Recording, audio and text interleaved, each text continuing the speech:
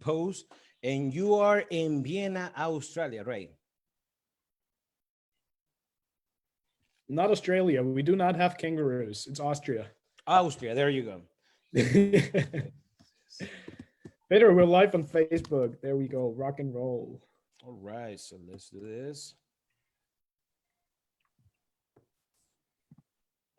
You can share it straight away. And in the meantime, I can say hello and welcome to everybody. Yet again, it's Wednesday. We're sort of kicking off the Light 'em Up week. And what an exciting kickoff it's going to be. We have Pedro Gomez in the house from Drew Estate. And I'm really fired up and super happy that we have Pedro, my man. We had the pleasure of a meeting in Cologne last year and then in Dortmund yet again. First the Big Smoke, then into Tobacco. And Pedro, it's always such a pleasure to see you. I mean, you are such a positive, such a generous and just overall kind person and a true ambassador for the entire cigar industry. It means a lot to have you on the show. And also, I want to let you know straight away, we have a super amazing raffle today with 5 wonderful giveaway packs from Drew Estate. And the way we're going to roll is please make sure that you take a picture of the Light 'em Up Lounge and post it on Instagram, tagging Drew Estate Cigars and at Reinhard Pohoretz. And obviously follow us and just tag us in the picture. We'll do 2 wonderful giveaways for the best Instagram pictures. And we have another 3 giveaway packages for some great questions that people will post here at the lounge. So before we wrap things up, we're going to announce the 3 winners with their best questions. Bring it up, fire away. As always, you can ask questions here at the lounge. Put them in the chat box, raise your hand, we'll bring you in. And for all of you guys tuning in over on Facebook and listening through the live stream over there, please put your questions into the comments. I'm checking all the live streams and we will forward your questions to Pedro. So without further ado, here's the man, Pedro Gomez. Welcome at Light 'em Up. It's wonderful to have you. Yeah, man. Joe, thank you so very much for having me right here. It is a true honor. And when I say a true honor, it is a true honor. Because I don't know if I don't know why other people haven't found this great show. This is one of the baddest show in 2020. Just last week, my man got Sean Williams. My man, Sean, my brother right there, the ambassador of Cohiba. He got the icon from Nicaragua, which is Nestor Plasencia. Wow, bro, that was an amazing show. Beautiful information, beautiful stories, and it was a lot of interesting questions. And you got the man in the house, you know, that he knew how to answer very good those great questions. And then you got another icon from Dominican Republic, which is Carlitos Fuentes. Wow, amazing company, amazing cigar, beautiful story. And this show is, wow, it's taking the cigar industry by storm, buddy. So that's why I say it is a honor for me to be on your show. And everybody that we got in the lounge. So, you know, when my man is doing the show, he does the show Wednesday, Friday, and Sunday. You got registered right there, and then you're gonna be entered into the lounge, and you're gonna meet people from everywhere, because I just met some people right here. We got people from Tampa, Florida, all the way from Ghana and Africa, all the way in UK. We got people from, what else? Help me out, bro. Besides UK, Ghana, Dubai, so Italy, bro. Lebanon. We've got so many people from the US tuning in. I mean, the live stream just went nuts as well. There's people tuning in from California, from Canada, people tuning in from South America, Germany, Hungary, Turkey. It's wonderful. Welcome, one and all. And Pedro, I mean, your words mean the world to me. As you know, we started the whole Light 'em Up thing to just bring people together and to share some great moments, share some great cigars, and bring value, you know, to the global cigar family. And I'm just honored and I appreciate that I get the opportunity to host such amazing people like yourself and Carlito, obviously, and Nestor Plasencia, and all our wonderful guests. I mean, we've had so many of them, and we will keep doing this, and we will, you know, we'll continue rocking on with these sessions. And it's all about you guys. It's all about the family and all about the cigar cigar community. Oh, absolutely, man. You know, one thing about this, you gotta take the ugly and make it a beautiful. And this show that you have, bro, it is amazing to have the opportunity to get these people takes, especially cigar makers from Dominican Republic, cigar makers from Honduras, cigar makers from Nicaragua, cigars makers, you know, from Cuba, and all those people that you can bring into the show that we only see them on cigar magazines, you know. We only see them on Facebook pictures, but now you can literally read everybody flesh and see where everybody's coming from because everybody has a story. And today I'm very happy and and humbled to be in your show, representing right here Drew Stay. I don't know what everybody up there is smoking, but I'm smoking the underground Maduro right here. This one is not gonna let you down, and it's a cigar that has a lot of flavor. And I'm very happy that I got the opportunity to bring the message, not just when I'm going to do events here in the United States, but the message to the people from all over the world. And it's good that we have people from different countries. So because it only takes one person to spread the good word, and then you got other people to listen and then to spread the message, you know, and that's a good thing. That's wonderful. But Pedro, I do have a question for you, Rain. I do have a question for you, bro. I know that you are the man with the question. How Light the Knob came to the picture? Because what you got, bro, I never seen it. That's a good one. So I will, everybody right here and me as well, we want to listen your story, bro. How the whole thing came up and as well as your story. Come on. Well, Pedro, thanks for asking. Honestly, Light 'em Up was a podcast in the making together with Cigar Journal and hosted by myself. And it will be a podcast coming up. But then when the whole COVID crisis hit, I said, you know, let's build something where we can bring people together, where we can share wonderful moments, where we can share great stories and connect and meet face to face and exchange some wonderful ideas, share questions with some of the most amazing people in the industry, and just, you know, bring a sparkle of hope and a little bit of fairy dust to these weird times that we're all living through. And so we literally out of nothing, I was working day and night for a couple of weeks trying to set the whole thing up and bring people in. And there's a lot of background organization involved with things like this, of course. But as I said, I'm honored and most grateful to be hosting these wonderful shows and welcoming such amazing people. So it was really born out of tragical circumstances, and I think we were fortunate to build something wonderful out of it, and it's definitely here to stay. So that's a very brief story on that. That's beautiful, man. You know, every good thing has a story, and yours is one of the kind, bro. And I do remember when I met you in Cologne.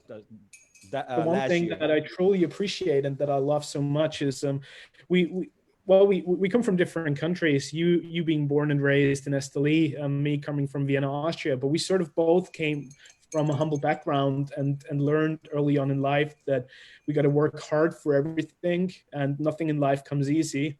And it's all about putting heart, soul, sweat, and blood and tears into it and bringing all your passion and your efforts to the table.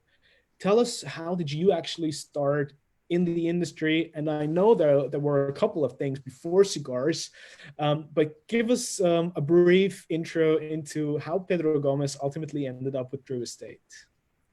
My brother, before I get to Drew Estate, it was a long journey, dude. When it comes to hard living, nobody can tell me nothing, like Kanye West said, you know. It has been a beautiful journey.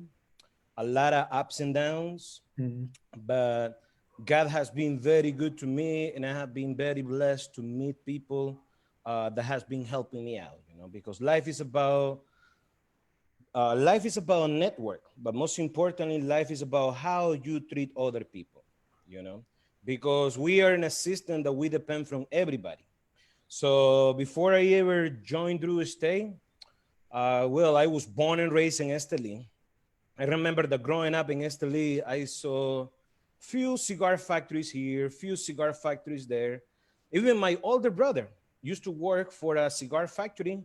That factory back in that time, they were making the Toraño cigar, and the factory was located in the south side of Estelí, and that was we used to call it Latin Cigar Factory.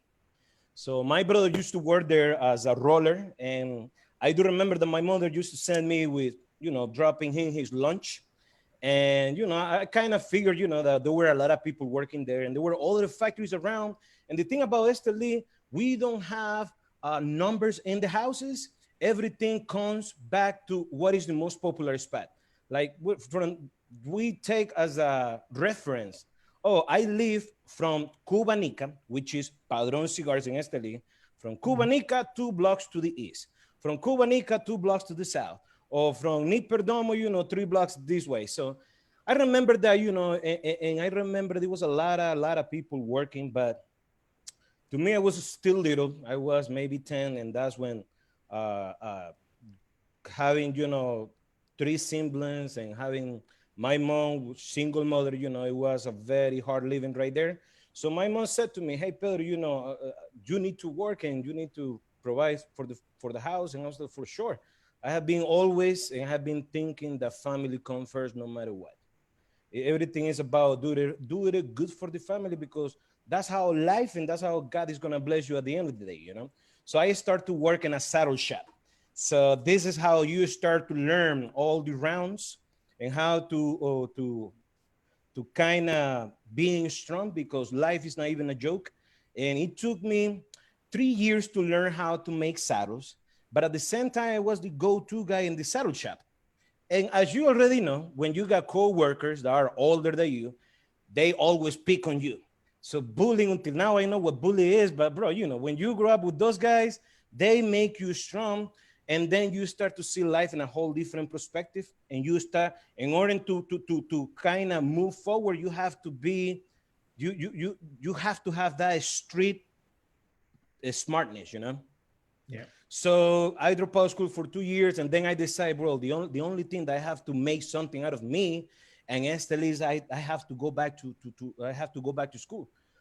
But I could not quit work, because if I couldn't work, I would not eat that day. So I was, going to school in the morning, going to work in the afternoon, taking some saddles from the saddle shop to my house, still could finish it at my house, because the saddle shop, they usually close around 7 p.m. But at the same time, I was starting to be a good student, So the people that I went to school for, I'm talking about, I was 13, 14, but that's how my mentality has been since then. And that's why I'm sharing with you guys this story. And then my goal was to have good grades, to be good student, still keep working, keep helping my family. I graduated with good honors out of the public high school in Estelí, which is called El Nacional. I got a lot of love from that school because I used to play a lot of basketball, and I was the Michael Jordan, LeBron James, Kobe Bryant, bro, all of them combined in one single could tell. That was me right there, bro. So a lot of people know me from playing basketball in Estelí. I know a lot of people by playing basketball as well. So it was good. So it was a very good time, but I knew as soon as I graduated from high school, I didn't have nowhere to go. And that was kind of scary, because I was like, man, I want to go to university, but I got no money. I got good grades, but somehow, God is amazing. Back in that time, I was very involved with this organization that is called Young Life. Some people here in the United States, they knows about it. Other people in other countries, they knows about it. And that's a Christian organization that they bring a lot of young people, young kids from the street, and they teach you all this stuff, Christianity, all this stuff. But at the same time, one thing, the beautiful thing that I get out of that organization was that they taught me the fundamentals to be a leader, and every day you becoming one. As long as you are learning, you keep your ears open. And the beautiful thing that they gave me was an application form.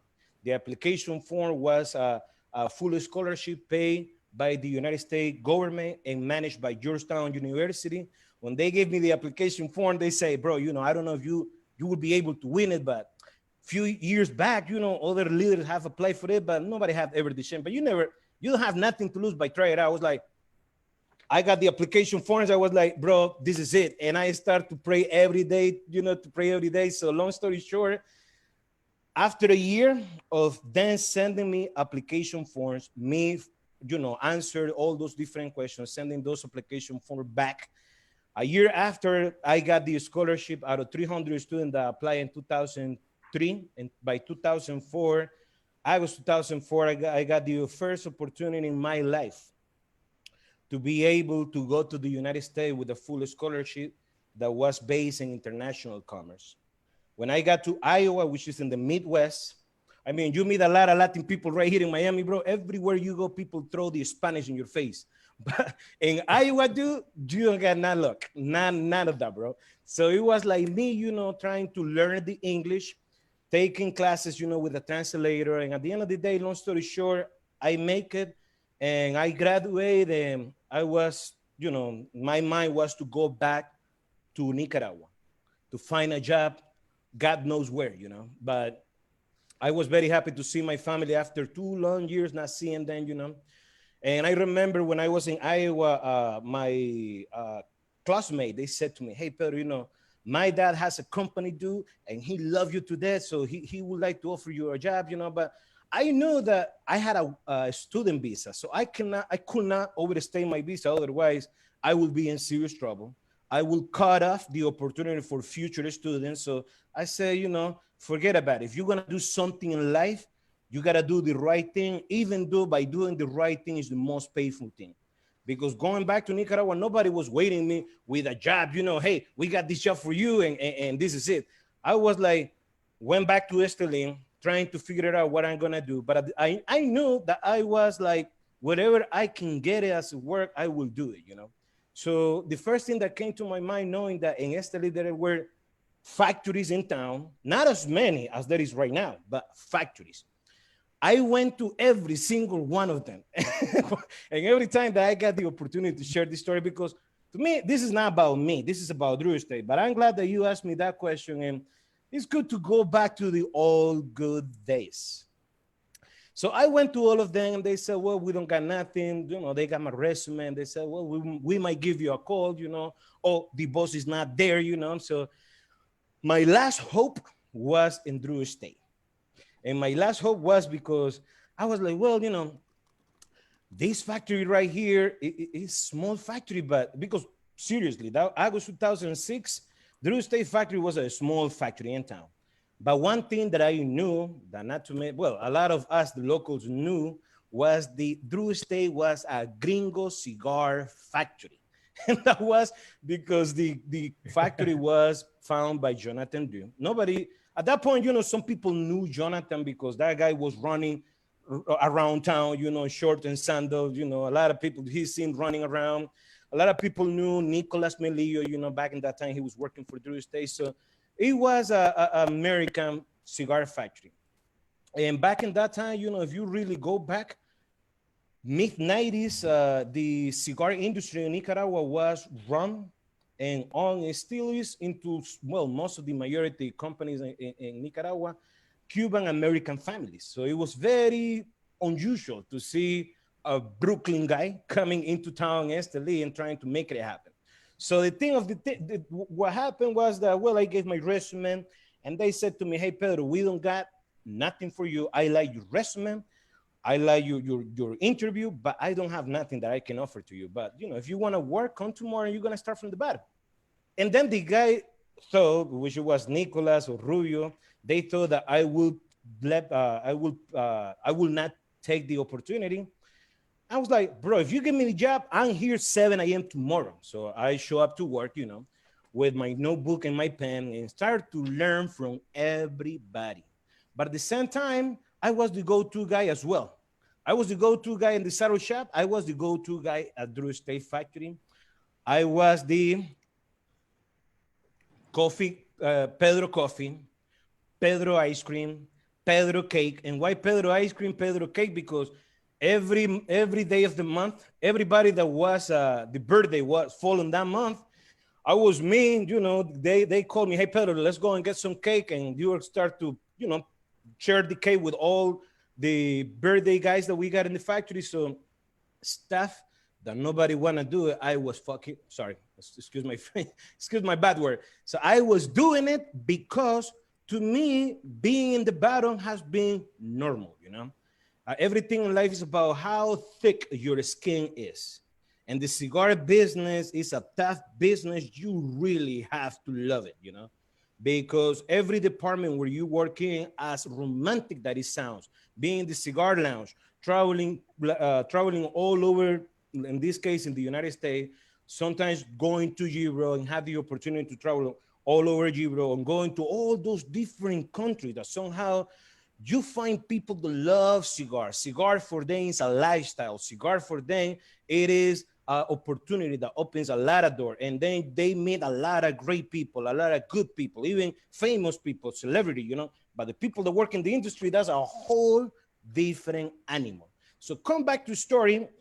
So I start to be the go-to guy, but at the same time I was taking notes and asking a lot of questions to the production chief, to the quality control chief, to the guy that buys the tobacco, to the guy that checks the tobacco bill, to the guys that do the fermentation process in Drew State factory, you know, to the people that works in the packaging department, to be the translator for the CFO in Nicaragua, and be the translator for the executive, well, the CFO here in the United States. And when we used to go to Nicaragua, and me, I was translated, but at the same time, I was like the sponge, dude. I was observing as much as I could.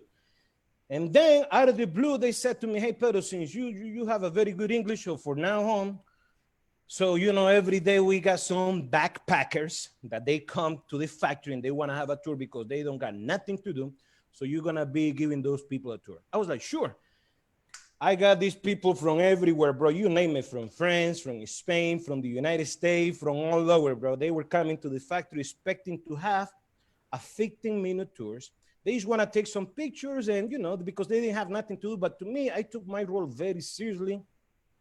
As soon as I started the show, I was bleeding, bro. When I'm telling you bleeding, these people's ears, I have so much love for the stuff that we do in my hometown that I was like, man, everybody have to know because this stuff is an art. This stuff is passion. So it was half an hour tour. It was like 4 hours tour. So it was hilarious, bro. And then after that, it was also that they gave me how to channel the message, because I see myself, you know, when I was asking the production chief some question about blending or some question about construction, he was telling me everything. So see the passion, the love, how he was describing everything that he does. It was for me, man, this is a story to tell. And the story doesn't end. That's a beautiful thing when it comes to cigar. The story doesn't have an end. And it's great when you have people that comes from other industries, from other countries, from other cigar companies, and they bring that passion, that love. And the most importantly, the background story, where they came from, is amazing, man. So come back to my team back in the days. So I start to do this. And then a year after, they gave me the opportunity to be the operation manager assistant, which I was the assistant of Manuel Rubio, who is the operational manager. That guy runs the factory from top down. I got the opportunity also to become, after a year, to become Nicolas' assistant, Nicolas Melillo. And then by 2008, Drew State opened Cigar Safari. So a Cigar Safari tour, some of you have heard about it, some of you have seen it on picture, some of you have seen it on YouTube. But one thing that I can tell you is that some of those pictures, the way that some people that have been in Cigar Safari describe it to you, you just wanna get a plane and land into Managua Airport. Obviously, you cannot do it now, but hopefully in the future, when the circumstance allow it, you are gonna be in Cigar Safari, one of the most beautiful cigar experience in this amazing industry. So I start to just managing, not running it. Okay, the people that were running the tours was giving the speech. It was Jonathan Drew, the founder and now the president of Drew Estate. It was Marvin Samuel, the co-founder of Drew Estate. It was also Steve Saka, who back in that day was the CEO of Drew Estate. It was Nicolas Melillo giving the tour as well. So I was learning from them. At the same time, I was making sure that lunch, dinner, and all the cigars that we have to be available for everybody was on point. But I was learning from everybody. And then there were some times when Nicolas said to me, hey, Pedro, you know, I'm going to do the production floor and you do the packaging department. and it was time for me to motherfucking shine, okay? So because you don't know who's watching and who's seeing you, and I was like boom, boom, boom. I was me in the zone till the point that Jonathan said to me, you know, from now on, you're gonna be running the show, you're gonna be running the tour, and we're gonna hire somebody. So I hired Henry to come and join Drew Stay. Now Henry run the Cigar Safari tour, and I was doing all the talking, all the stuff. But to me, I took that role very seriously because it was not just be the voice of Drew State Factories, also was being the ambassador of Nicaraguan cigars, me not even knowing it, you know, because I was meeting retailers and consumers from all over the world. And me was, if you're gonna remember Nicaragua, you're gonna remember Drew State. You know, if you're gonna remember Drew State, you're gonna remember Nicaragua, and that was my goddamn thing right there, like Bob Marley and Jamaica, Jamaica and Bob Marley. So then years, 2-3 years start to pass by. I start to manage Cigar Safari from 2008 until 2015. But right around 2011, that's when we were focused. Drew State was putting a lot of effort in the United States market, and nobody was doing it the international market. So one day I got the opportunity to have a conversation with Jonathan, and Jonathan said to me, "Hey, bro, you know, I got this opportunity for you. If you want to take it, man, is open the international cigar market." I was like, man, dude, one thing is about giving a tour at the factory. Another thing is selling a cigar. Dude, I don't got that experience. And he said to me, don't worry about it, bro. I'm going to send you to Miami, and the guys in the sales department, they are going to train you, and you're going to be okay. Okay. So they sent me to Miami. So all my hopes wasn't that, because when I got to Miami, they gave me 2 weeks to become a sales representative, which it might take a little bit more, you know, especially when you don't come from the retail side, especially when you don't come from the end consumer world. You just come from a factory that we make cigars, we know about tobacco, but we don't know how to sell it, you know. So I came here, and I remember that back in that, around that time, Pursuing the Happiness by Will Smith came to the movie theaters. And I had the opportunity to watch the movie. Holy smoke. That stuff inspired me big time to right now. When I got the stuff to see something, I watched that stuff, man. And when I came to Miami, of course, it was a lot of expectation from the people that work and Drew Stay here in Miami. And they say, you know, let's see what this guy is all about. I had a lot of expectation from Jonathan because, you know, he was the one that offered me the opportunity. I had a lot of expectation from the people in the factory in Nicaragua, everybody that I knew, that somehow they found out that I got the opportunity to come to the United States and do this sales training, which is unheard of to see a Nicaraguan guy in the sales department. And I have my own goddamn expectation, the pressure that I just want to do it right, you know. So long story short, 2 weeks passed by and they gave me the opportunity, and I start to attend to the trade shows and meet with different distributors from different countries. And I got the opportunity to meet with a lot of different people that they want to bring Drew State, but nobody at that time had, Drew State didn't have a person in charge of that department. So they gave me the opportunity to me, and then I start to do it, you know, boom, I start to open accounts in Holland, start to open accounts in Germany, start to open accounts in Russia, and then Switzerland. And then up to 2012, that's when Jonathan asked me and offered me the opportunity to come and work full time for Drew State here in the United States. And to me, it was like, holy smoke, yes, I'm ready, let's do it. That's when the Drew State hired a lawyer to go through my paperwork. It took a long time, buddy. When you're from Nicaragua and you come into with a work visa, you know, people here say, man, you know, you cannot find that employee here in the United States. Why do you gotta go to Nicaragua? But I mean, thank God, you know, I got the work visa. I came here, and my role was to travel all over the United States, doing cigar events with the store that I have hosted as the Cigar Safari tour guide, you know, or director of Cigar Safari. So I got those relationships nice and built. Right around 2010, it was Facebook. At that point, you already got everybody connected in your circle, you know? So everything fall down right into place.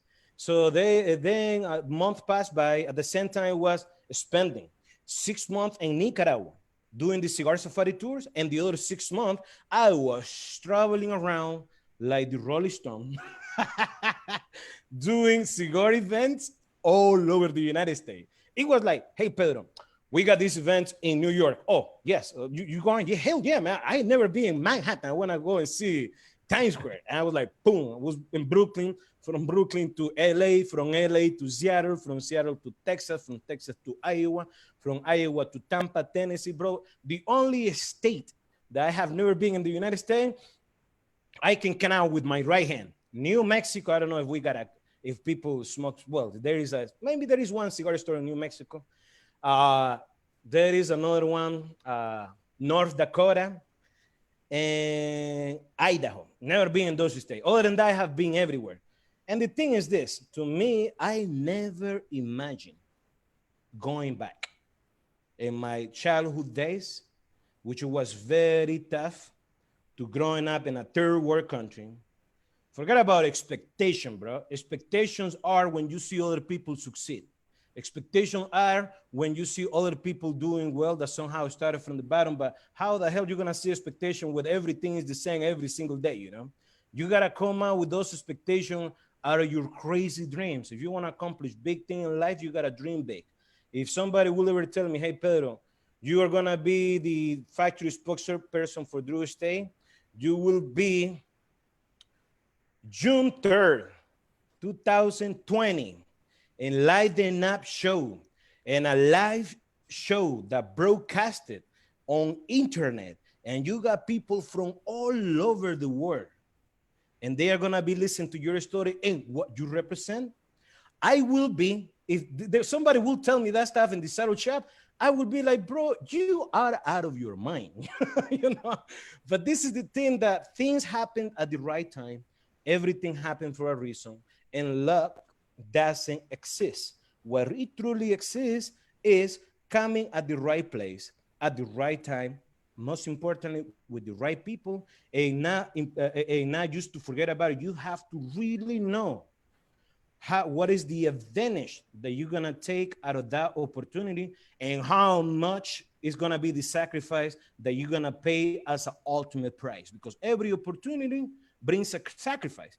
Everything is up to you how much you're gonna pay for it. Yeah, as sounds as cool as it sounds, being up there traveling around, it is awesome. You meet a lot of people say you meet people from everywhere, bro. You got these stories from all those different people that you meet, you know. You listen and learn from everybody, and that's a good thing. It's so inspiring to hear your story, and I love the energy that you bring to the table.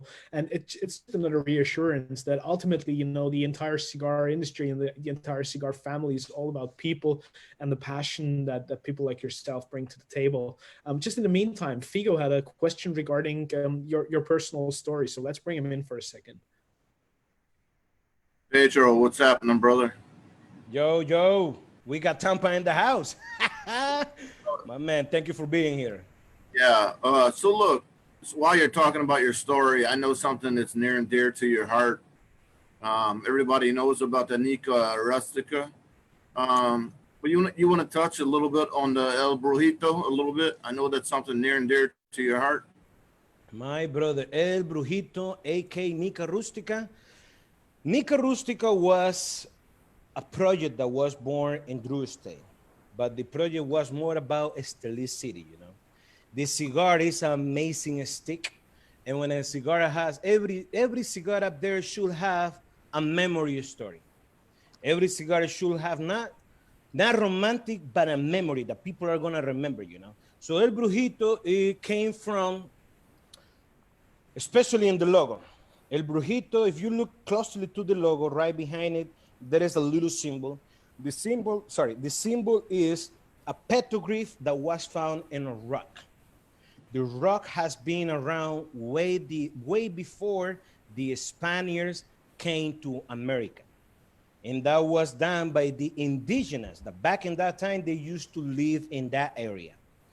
And basically, El Brujito, based in studies, was what we call the little shaman, which was the oldest guy or the early guy in the tribe that knows everything, okay?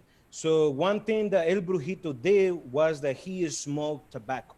And that was one of the things that the Spaniards, when they came to America, they saw these people smoking this tobacco, these plants. They don't even know that it was called tobacco, you know? And everybody just was passing around the tobacco, you know, and El Brujito, the leadership man, was the one. So it was the petroglyph that was found in the rock. The rock became the symbol of Estelí in 1984 by the mayor of Estelí. And from there, you know, anybody that you met from Nicaragua, when they see the symbol, they know that symbol, you know. And for me, it is close to my heart because Drew Estate came out with a cigar giving all the spotlight to a symbol that is so close to the Estelianos, the people from Estelí. Now, Nica Rustica, when it comes to the cigar comes in 3 different presentations. You got the short robusto, you got the El Brujito, which is 6 by 52, and you got the big belly, which is a big Churchill. So the cigar has a broadleaf tobacco.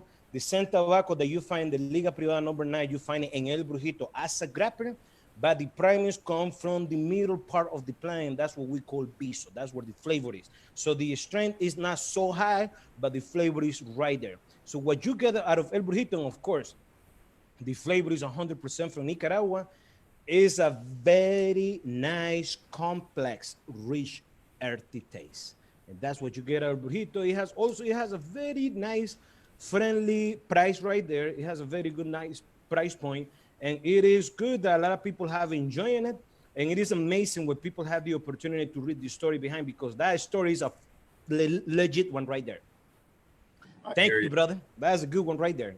Yeah, man. I know that was something close to your heart. I'll ask you one last question, and I'll let you continue. Touch on the manifesto a little bit, if you could. Reveal what you are allowed to reveal. Oh, my goodness. You know what, bro? Before I say the manifesto, it is one thing me saying too much about it. But I got the manifesto right here in the house. Wait a minute. I'm going to show it to these people. Hold on. Give me 1 second.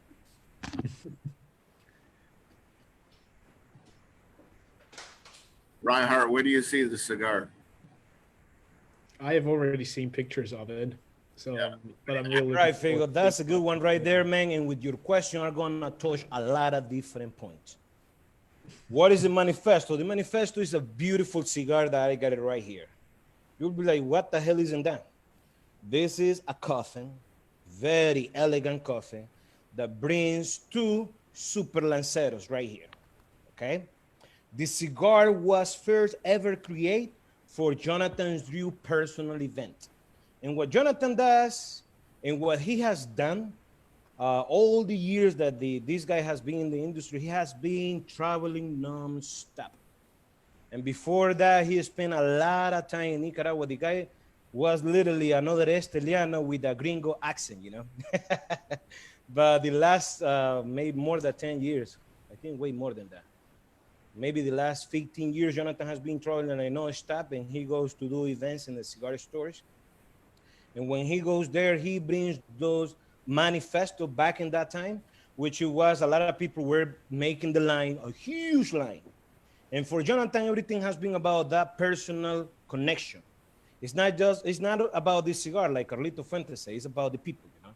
So when you make that personal connection, and then you got somebody that had the opportunity, not them having the opportunity to meet you. It's about you, that you are in the industry, the opportunity to meet you guys as an end consumer. That's when you make the personal connections. That's Jonathan spent a lot of time, you know, building that relationship. And then after he finished with the conversation that it could easily be 15 minutes, sometimes 20 minutes talking to one person, it was a long line.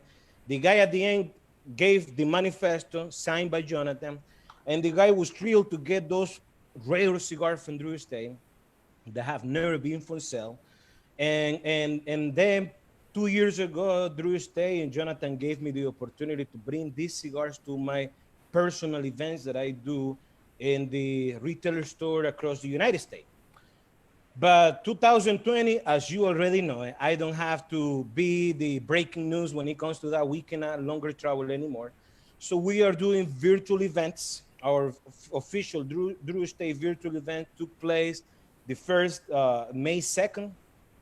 We were doing this, you know, trying to make a connection and build that support to the retailer, bring end consumer to a platform like Zoom, and then we do our virtual event. And last night, I got my first virtual event with a store out of Syracuse, New York. It's called Rocky Noon Cigar. For the people in Syracuse, that's a store that you need to check it out. And I was bringing the manifesto for everybody up there on Facebook. To shout out to everybody up there in Facebook. Thank you for the support on Drew Estate, my brother. And my sisters, if you got the chance to attend to my personal Drew Estate events, we got the manifesto for you. We got crazy deals. We got amazing swag. And the swag that we were talking about, which is the stuff that my man Ray was telling you, is the Drew Estate kick, which is called Chasing the Tail. And what is in Chasing the Tail is you got an ashtray, a beautiful ashtray. You got a cigar case right here, and you got a cigar stand. We are giving away 5 of this. 2 are gonna be for the people that are posting the show. Of course, you gotta tag my man Ray right there, you know. And then 3 are gonna be for the people that pick the good question, and it's not gonna be me that is gonna be picking the best question in the show. It's not gonna even be Ray, because you don't have to hate on Ray or myself. It's gonna be somebody from Cigar Journal that is gonna pick those 3 questions. We're gonna chip it to you and other swag. And I got my man Ricardo in the house, and he's backing me up, as well as my man Mac. Because if we got the opportunity to be with you guys, this is an opportunity that we have to make it shine, okay?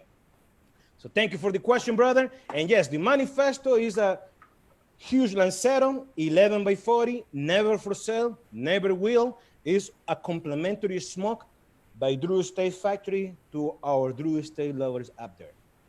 Awesome, brother. I appreciate your time, and definitely appreciate you taking your time to spend a little time with us here on Light 'em Up. My man, thank you so much, Figo. Anytime, brother. Pedro, we got a couple more questions regarding some of the cigar lines, some of the names. We had a question about KFC. Before that, I just wanted to go back actually to when you were first introduced to Drew Estate, and when you started with the company. I'm curious, what made Drew Estate special for you once you got to know Jonathan, once you got to know Marvin and the entire team? Why did Drew Estate really ignite your passion in the way it did?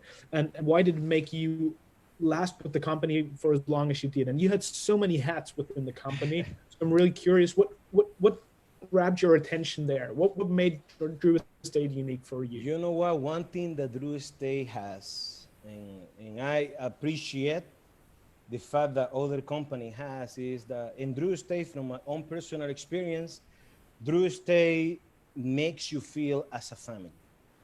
They will never see you as a coworker. And one thing that I learned by being in the factory is that the CFO, which is from Nicaragua, the operation manager, who is from Estelí, everybody is from town. So you kind of see those guys succeed, you know, that they get a job at Drew Estate, and they start to do well, they start to support their families. So that right there tells you, if they did it, I can do it too, you know? I can really do it too, as long as I work hard enough. And knowing, when I got the opportunity to meet Jonathan, I saw the love that he has for everybody that is in Drew Estate Factory, the appreciation that he has for the guy that has a lot of responsibility, to the person that cleans the floor is amazing. And you see that when somebody builds something from scratch. And you see that love, and that legitimate, real love. It is amazing. That really make you feel like you own the company, you know, like you are part of something beautiful and something unique and something special. And that's why I say, hey, it has been up to right now 14 years. And to me, I have never felt this 14 years. Everything has been a beautiful journey. Thing has been, time has fly. I haven't feel it. One thing that I know is that I, you know, people that I used to see in the past, especially in the industry, especially in Drew Estate Factory, they're still around with us, you know. So Drew Estate came from humble beginnings, and that was something that really dragged me, you know. And how Jonathan was treating us, it was amazing, you know. It was like, wow, this guy is real, and He's not, and the Drew Estate was a company. When it comes to the benefit, dude, you gotta check this out, man. You see a lot of great cigars out there, cigars that makes a lot of people's name, but those cigars will never be good if the people that are make those cigars are not happy with it. If they are happy, they are gonna give their best.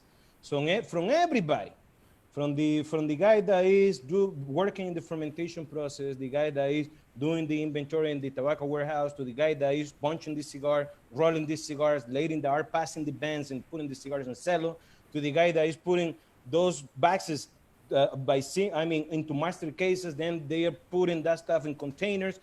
Everybody have to somehow be happy and feel comfortable in the workplace, because you spend 2020 is not even different from 100 to 50 to 20, 10 years ago.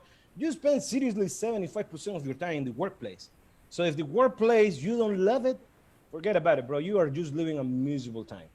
And when it comes to cigars that are made by hand, right there, it says too much, bro. The cigar speaks by itself. If the cigar, it's like this guy said, I think it was Steve Saka that said that good cheese, happy cows, So literally in simple words, bro, if this is so good, it's because there is a lot of happy people up there. How you get all those happy people is by treating them good, providing good standard of living, and providing everything that the company could provide to retain those people. Because check this out, in a cigar factory in a city like Estelí, where you have 55 different cigar factories. If I'm a good roller, I can work for Drew Estate. I can work for Padron. I can work for Rocky Patel. And check this out, I can work for my father. I can work for anybody. Nestor Plasencia, bro, you name it, I got it, because everybody knows everybody. It's like when you got a basketball team, you know all the big players in town. You know who plays the ball right, and you guys those are gonna be trying to recruit you. So if you feel good that they provide you a lot of, Drew State has a lot of programs, not just paying good salaries in Nicaragua, is that they get a lot of programs like social stuff like loans. We got a clinic in the factory, we provide public transportation to everybody. If everybody is sick, and the health insurance, which I didn't know, bro. Here in the United States is a big thing. Health insurance, bro, is a luxury here. So in Nicaragua, the company provides for those expensive surgeries, we do campaign for the ladies to be aware about how to take care of themselves, and all the stuff that we do for our employees, from celebrating their birthday, and I'm a witness of that, bro. I was the Pedro cake, So all the different stuff that make you unique.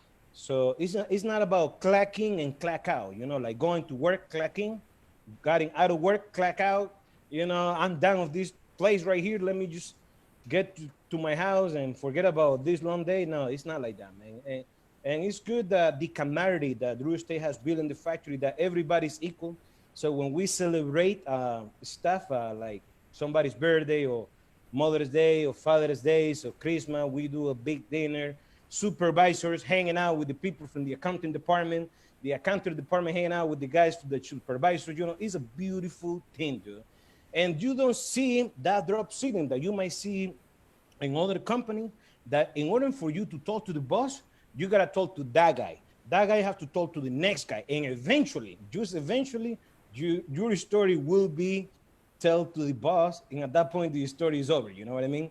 So at Drew State, we got that good connection that everybody is equal. So the only person that works for Drew State still nowadays that is not from Nicaragua is Willie Herrera, who is our master blender.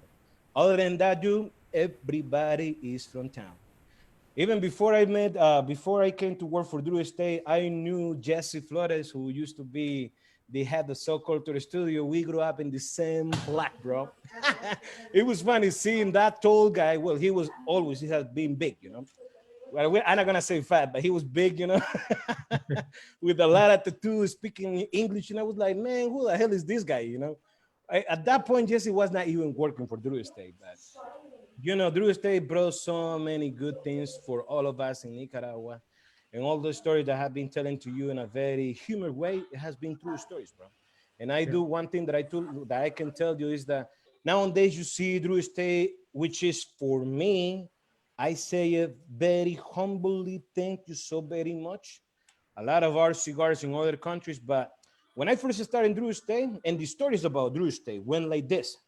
If you're gonna take something, take the story of Drew Estate.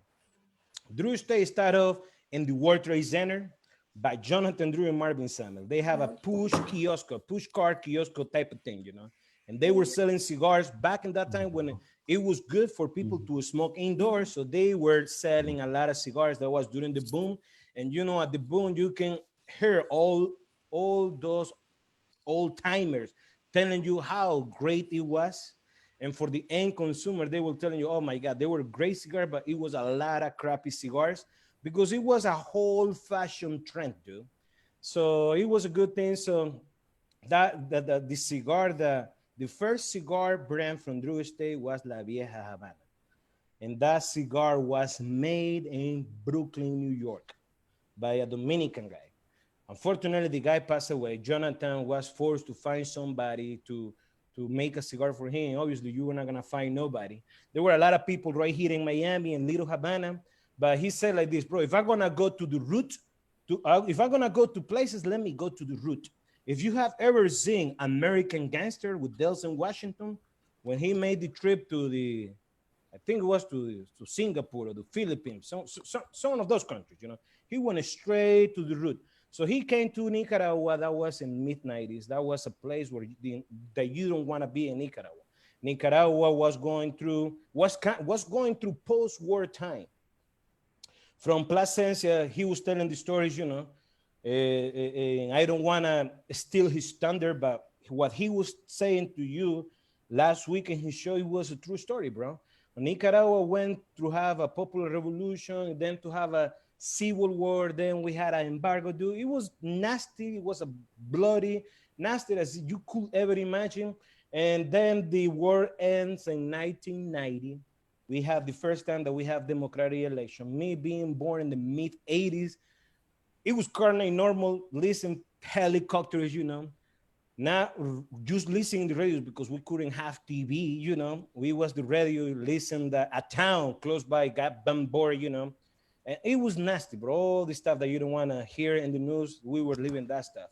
So Jonathan came to Nicaragua in the mid-90s, and it was not nothing. It was like a lot of dirt floors all around the city, a lot of people in horses. The hangout town, it was probably the place that was selling beers or liquor or food, was gas station, which was only one. And it was interesting. No, it was not even phone lines. It was few people in town that got telephones. And I remember there was a lot of people sending telegrams. That's how way back we were in the 90s, man. And so Jonathan came at that point. Some people have come back to Nicaragua, like Plasencia, like, Joya de Nicaragua, you know, and all those companies. And then Ni Perdomo and all those guys start to build their factories, found their business in my hometown. And Jonathan started to make a production with them. So they were making the cigar, packaging the cigar, and sending all the stuff to New York. And he was, you know, distributing that stuff. And then, so he said he want to be independent. And the thing is this, in this business, you have to find yourself kind of being independent because there is big companies, a small company, boutique companies, small cigar companies. And at the end of the day, everybody's in the game. You know what I mean? So you really have to define how, not just to make good cigar, but also to make it happen. And so the only way that Jonathan saw to make it happen was to go independent. So he started off the factory with 6 people. That's a packaging department. There were 6 ladies packaging this cigar that were creating other people's cigar factory. Then eventually Jonathan opened up his first ever production floor with 3 different rollers. And it was a humble beginnings, bro. You know, 2000 we launched Acid Cigars, and that became a major hit. 1999 we launched Acid Cigars, and that became a major hit. And that was also a cigar brand that changed the industry. When you read the mantra of Drew Estate, they say the rebirth of cigars. We were not joking. We are not joking, and we were not playing around. It's about It's about bringing something unique, and to not disrespect the other companies up there. We all know that this is a very traditional industry, but it's nothing grown by doing things differently. It's nothing grown by creating cigars using tobacco that people are not even thinking about to bring into the premium cigars. So when we launched Acid, it was an uphill battle because you have to educate people from scratch, dude. It's one thing selling a cigar to somebody that knows about your company, that knows about your brands. It's easy for that person to make a transition from underground to Herrera Estelí. It's easy. But for somebody that want to buy your cigar, but nobody knows your cigar's name, when nobody knows your company, it's hard. So the only way that you can convince people up there is by giving the cigar and for them to smoke. Because a cigar, like as a cigar, is a cigar that, in order for you to describe what that cigar is all about, you have to experience, and by experiencing, you have to smoke it.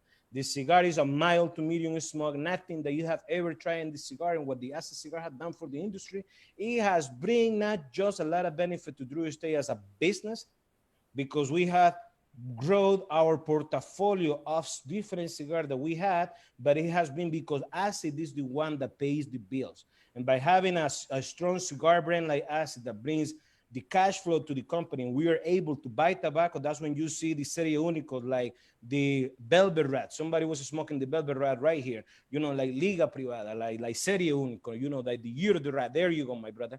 So the thing is this is the brand that it doesn't, that brand brings so much, not just to Drew Estate, to the industry. Check this out, bro.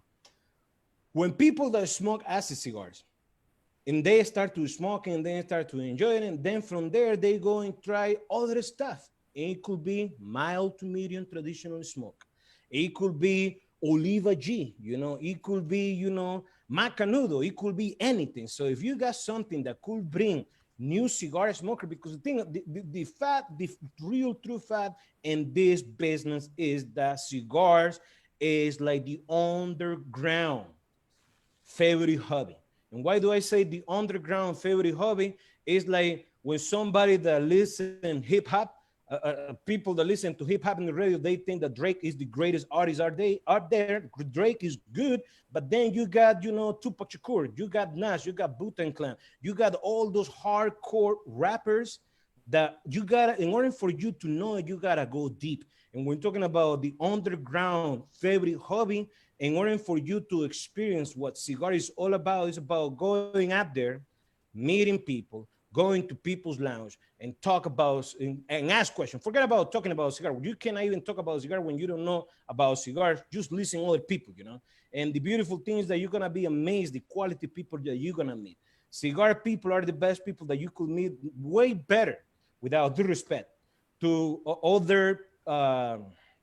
What will be the right word to say? Other clubs, like beer clubs, whiskey club, bourbon club, cigars, bro. You got people that are all, well, social drinkers, alcoholics, and non-alcoholics, But the thing is this: it brings people from everywhere, bro.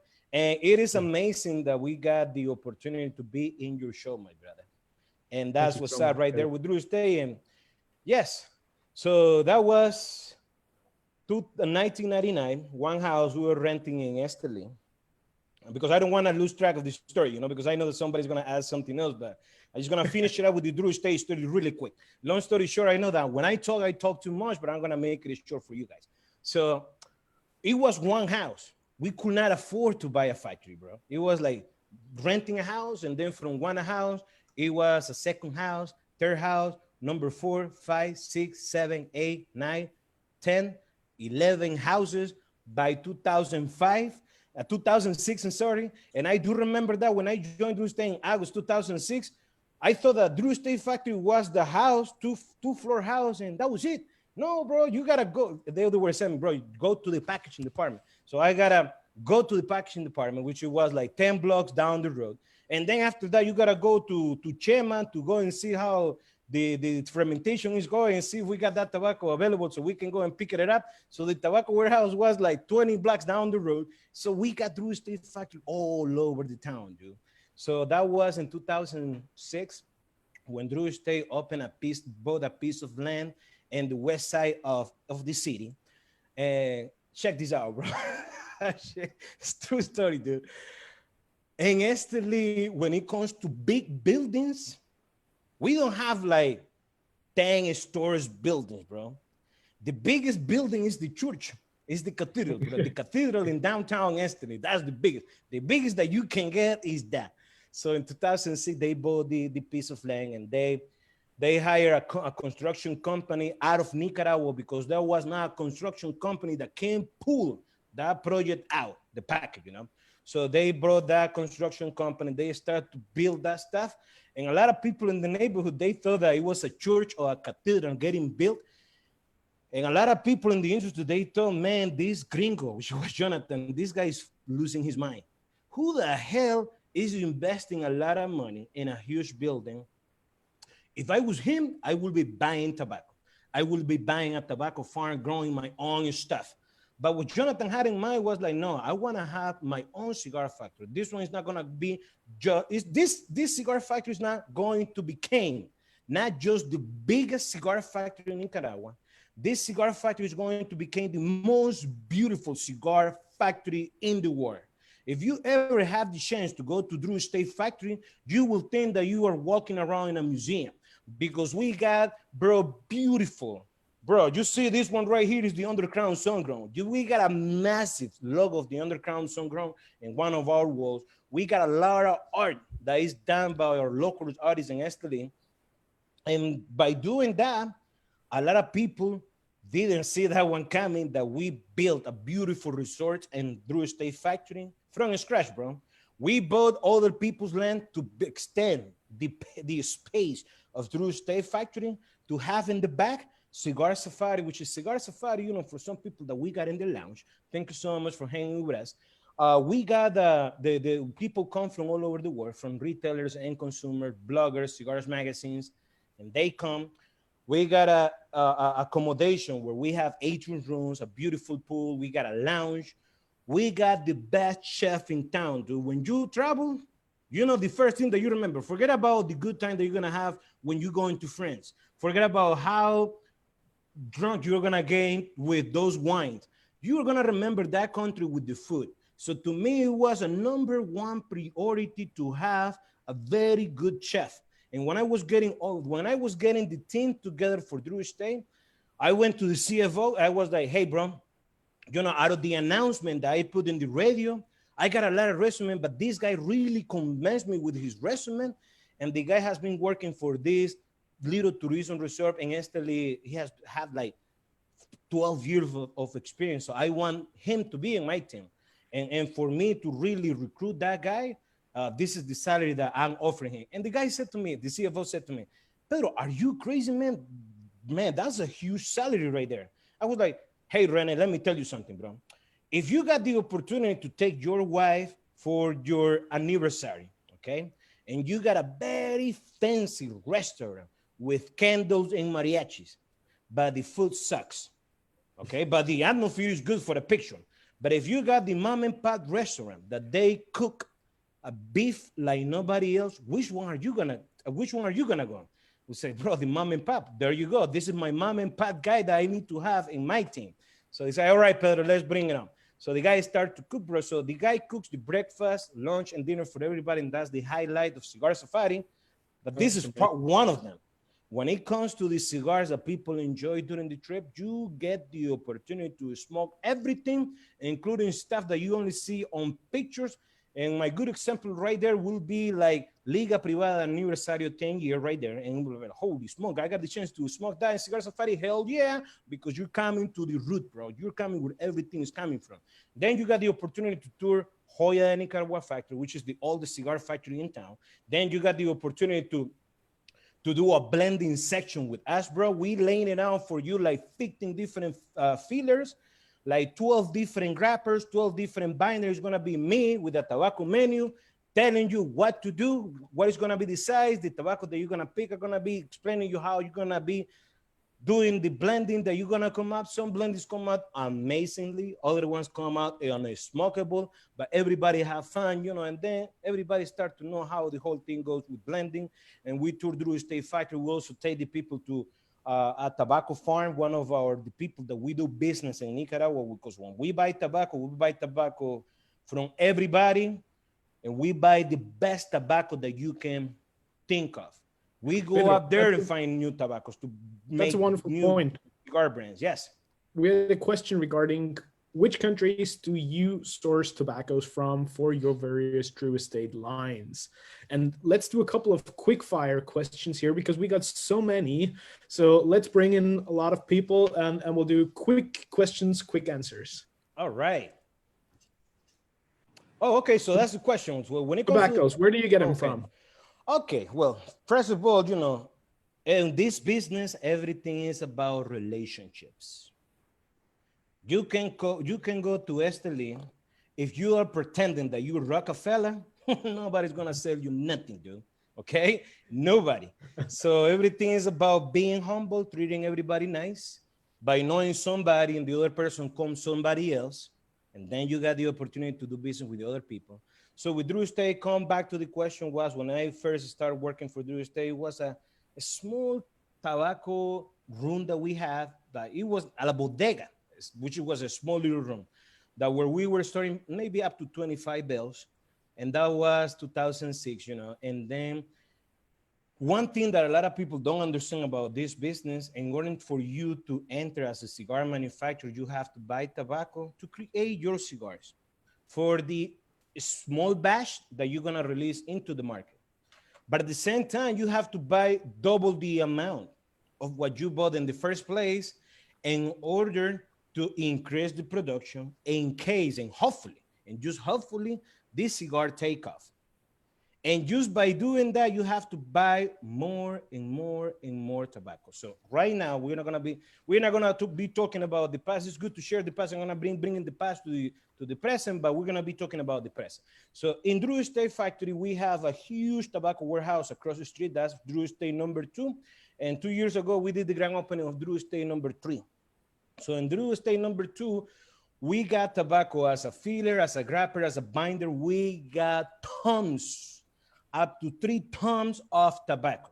So that is equally of millions of dollars, but you have to do it in order, number one, to keep the quality going on, to keep the consistency in your cigar. So what we do in order to keep the consistency, we buy tobacco up to 4 years in inventory. So that means that we are gonna be buying even more.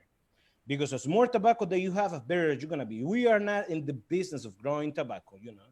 Growing tobacco, it takes a lot of work. It takes a lot of experience, and we are not farmers, dude. We are cigar manufacturers. We know how to sell our cigars. So come back to your story. So we got tobacco that comes from Nicaragua. The regions that are in Nicaragua, you got Estelí, of course, you know, very strong, beautiful, spicy tobacco. You got tobacco we got tobacco from Jalapa, which is in the north side of the country. We got tobacco from Condega, which is a north side, heading north from Estelí, like 45 minutes heading north. Then you find tobacco in Jalapa. And out of all of those little towns or those little communities around Condega, yes, Condega, you got people growing tobacco. We got tobacco from there too. We got tobacco from Ometepe. We got tobacco from, as a filler from Honduras. We buy tobacco as a filler from the Dominican Republic. When it comes to the grapper, I'm gonna break it down for you, man, because one thing is about mention the name, but you gotta acknowledge the tobacco that we use. We use the Bahia Mata Fina from Brazil, okay? We use Habano Grapper from Ecuador. We use Sumatra C tobacco, sun-grown in Ecuador. We use Connecticut Shade Grapper from Ecuador. We use San Andres Negro from Mexico. We use Sumatra Grapper from Cameroon. We use Sumatra Grapper from Indonesia. We use broadleaf tobacco from the state of Connecticut. Habano T52 tobacco from the state of Connecticut as well. Sun-grown Florida tobacco from the state of Florida. Tobaccos that come from, from Louisiana. Tobaccos that come from Kentucky. We use tobaccos that come from other places like the one that I mentioned to you right there. So one thing that you're gonna notice is this: when you buy tobacco, especially from one country, in that country there are tobacco from different regions. In that region there are a lot of there are tobaccos that come from different farms. In that farm you got lots that give you a whole different tobacco, bro. In that particular tobacco you got different tobacco seeds that grows in different tobacco farm. So the list of ingredients doesn't end. And that's why Drew Estate Company, as a company, we got infused cigars, non-traditional cigars, traditional cigar, from this extreme to the next extreme. And I didn't want to make that answer long, but yes, that's the answer right there. Thank you, Pedro. Amazing. Ray had a question, our man from the UK. And I have to give another shout out because Ray, he's just amazing. He's been on every freaking single show of Light 'em Up that has been out there. So he's the man. He's been on every single one of them. Ray, it means the world to me. Thank you so much for being on. Yeah, thanks for that. And yeah, it's a beautiful thing what you started, Reinhard, and I'm really appreciative about that. And yeah, thanks to you and everyone in the course. Seen many familiar faces here: Ricardo, Ian, Ray, Daldo, Steve. Yeah, I won't say everyone, but yeah, all of them. Good shout for them. And thanks, Pedro, for that. You spending your time with us here, the European market and the rest of the world, of course. My questions about some of the names, as I have a lot of experience in the fashion industry in the past, and for me, the complete cigar is not only the taste. Yeah, the taste is 90% of the cigar, but also the name and the band is really important for me. I like the 100% complete product, and there is some crazy names in your portfolio, like all the Velvet Rat, Ear of the Pig, the Flying Pig. Is that names with the animals coming from the Chinese calendar? And what we expecting now, something with ox, tiger, rabbit, something like that. That's the next few years. And the second question is, My Uzi Wait a Ton. How that come from? Is it Public Enemy song? Dude, I love that question, dude. And this is why Drew Estate is a very unique company, because we come out with the most unusual names to our brands, dude. We are not copying Cubans. Cubans are Cubans, you know. We do it our own way. And the guy that has been behind all those crazy names, you gotta give it the credit to Jonathan Drew. If you ever met the chance, if you ever had the opportunity to meet Jonathan, you will never imagine that guy is a cigar man. You will never imagine that this guy built the biggest cigar factory in Nicaragua and all this stuff that nowadays has become worldwide when it comes to our brand, which we feel very humble and grateful that you guys carry our cigars, that you guys smoke our cigars, and that you guys suggest our cigars to other cigar smokers up there. But when it comes to your story, My Uzi Weighs a Ton. My Uzi Weighs a Ton was a project that was a collaboration between Drew Estate and Joya de Nicaragua. So check this out. I know that you guys buy directly from Joya de Nicaragua. In other countries, in the UK, you guys deal directly with Mario. But for Joya de Nicaragua, for us, we are the exclusive distributor for Joya de Nicaragua in the United States. So when that marriage came, a lot of people in the industry doubt, you know, that there is companies that they do the distribution for other companies. So you have a very wild, funky cigar company back in 2007. But at that time, we didn't have Liga Privada. It was just about infused cigars. And then you got a very traditional, all well-respected, and actually the oldest cigar brand in the factory in Nicaragua, which was Joya de Nicaragua. And they get married, you know, to be the distribution. So My Uzi Weighs a Ton, that was a collaboration right there. So the cigar was made at Joya de Nicaragua. Back in that time, it was the trend of big ring gauge cigars. So the first three cigar sizes that we come out with, My Uzi Weighs a Ton, was 5x60, 6x60, 7x60. The cigar was made by Joya de Nicaragua. When Jonathan, during one of the cigar safari tours that we did, I had Jonathan in the group, and he said to me, "Hey, bro, after lunch, we're going to go to Joya, Nicaragua, because I need to go and pick up some sample." Oh, yeah, sure. So I went to drive Jonathan to Joya de Nicaragua factory. So when he picked the first 3 bundles of every side, he say, excuse my French, okay? Holy shit, my Uzi weighs a ton. He look around, he look at me, he look at everybody, bro, this is gonna be the name, bro, forget about it. This is the name. So it turns out Jonathan loved hip hop, and there is a song from Public Enemy that is called My Uzi Weighs a Ton.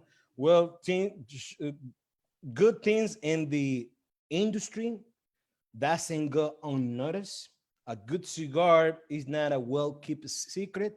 Everybody knows about it. And before we know it, years went by, maybe 2-3 years, we got a letter, official letter from the Uzi company. So you better stop using the name. And that's, bro, if you're gonna mess around, don't mess around with guns company, you know, because instead of suing you, you know, you don't want to mess around with that. So what we did, we switched the name and we picked the initial, and nowadays it's called MOWA. But it's the same blend, the same tobacco with a different name. Thank you so much for the question, Ray. You're the man, bro. Awesome. Are we expecting? Sorry, Reinhard. Are we expecting the new animals in the Liga Unicos? Bro, you never know, man. You know what we got going on too. What we got going on, the greatest, one of the new releases. This one is like not a new release, but a new release to the program that we have going on is the Drew State virtual event. So I'm gonna do my sales pitch really quick. Let me be Jordan, the man from the Wolf of Wall Street. You know that this is the biggest man when it comes to the movie, right? When it comes to be a salesman, but I'm gonna just give the announcement. I'm not gonna sell nothing. So if you really wanna be part of Drew State madness, join our Drew State virtual events. We do Drew State virtual event with our TM, which are our sales rep, and they do it with their brick and mortars in the United States. And everybody that comes, we got deals 4-in-1. You get a very nice underground cigar.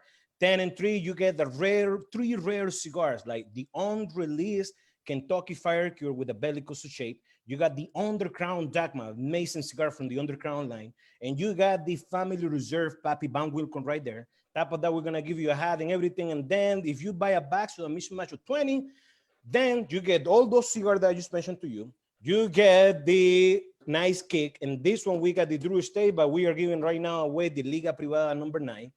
And you got the Year of the Rat, bro. And that's what the big thing right there, bro. So we are giving away the Year of the Rat as a complimentary smoke.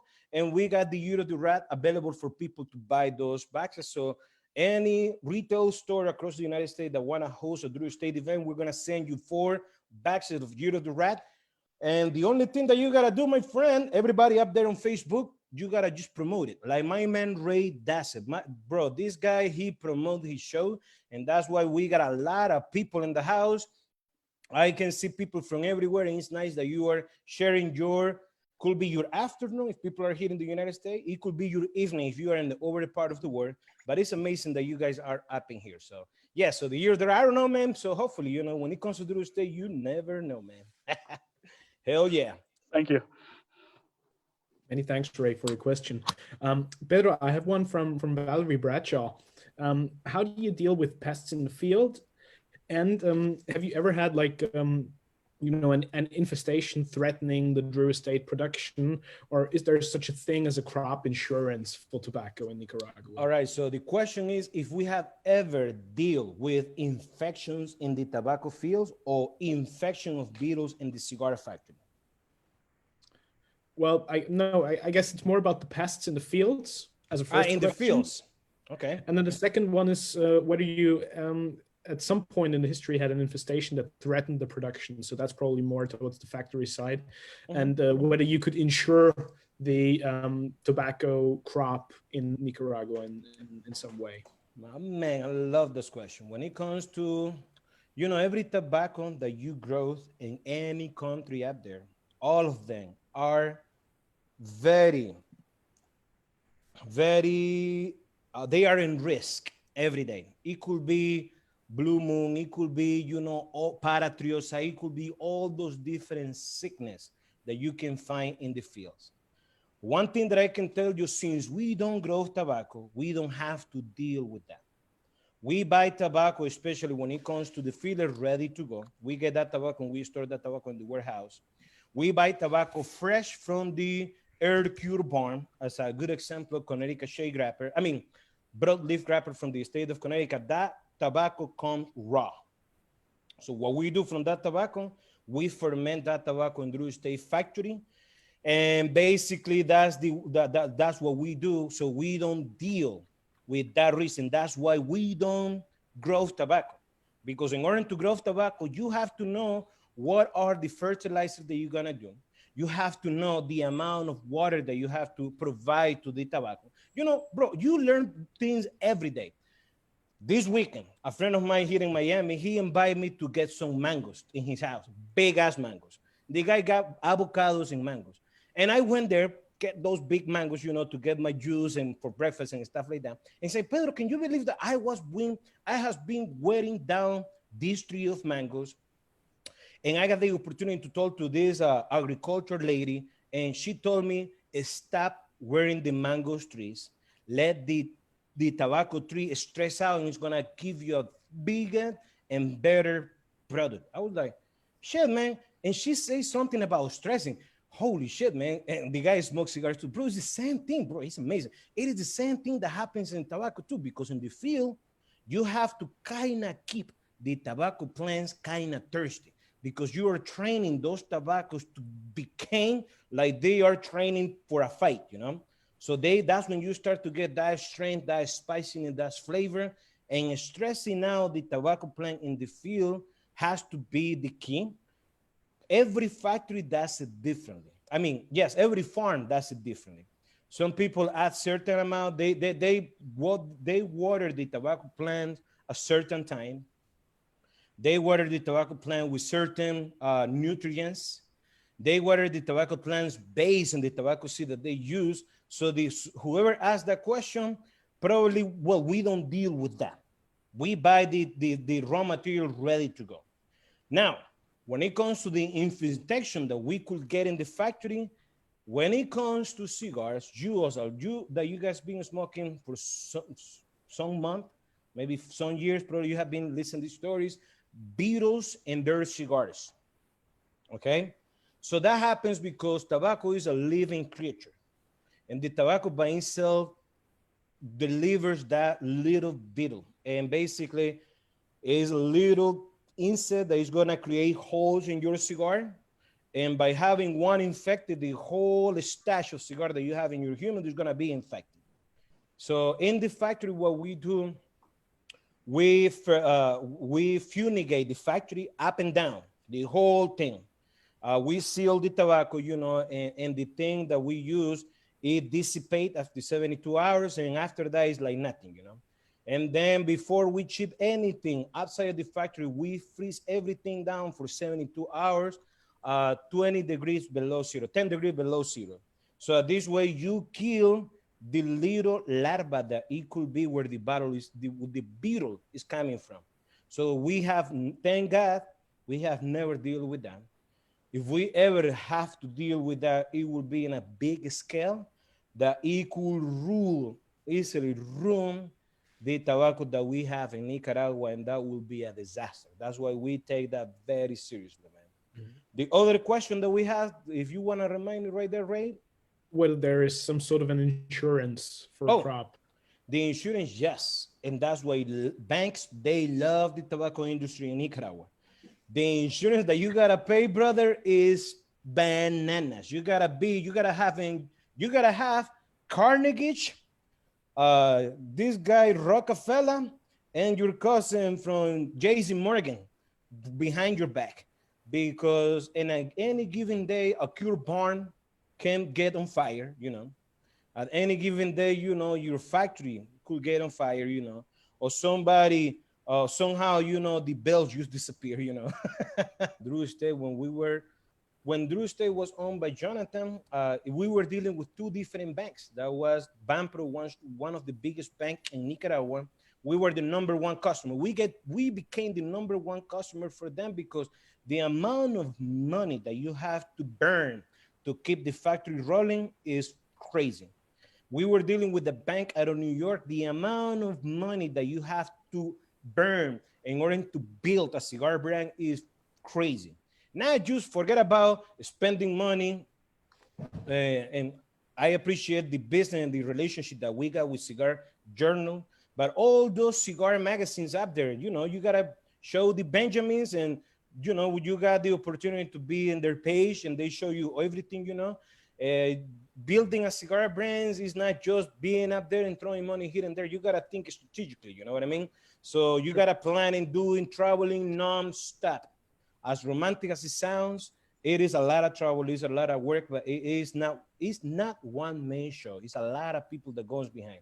So yes, so you have to have a lot of money to back you up. So insurance, of course, bro.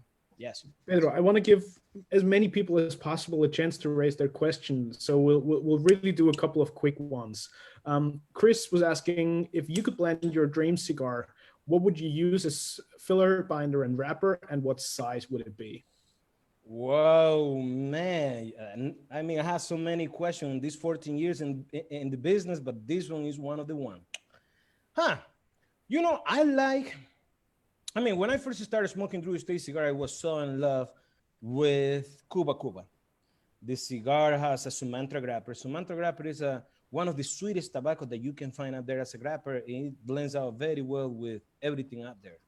But the richness and the flavor, which I consider, check this out, not because the sky is blue, it means that it's blue, you know, and it could be. But when it comes to tasting, what I experience in certain cigars will be very different what other people experience, you know. To me, Maduro cigars are more rich, you know. So I will say San Andres Mexican grapper will be on that one. It pairs really well with different tobaccos up there. When it comes to the binder, I will say maybe Sumatra that gives that sweetness right there. And when it comes to the filler, you know, you got a little bit of it have to be whatever the flavor profile is gonna be.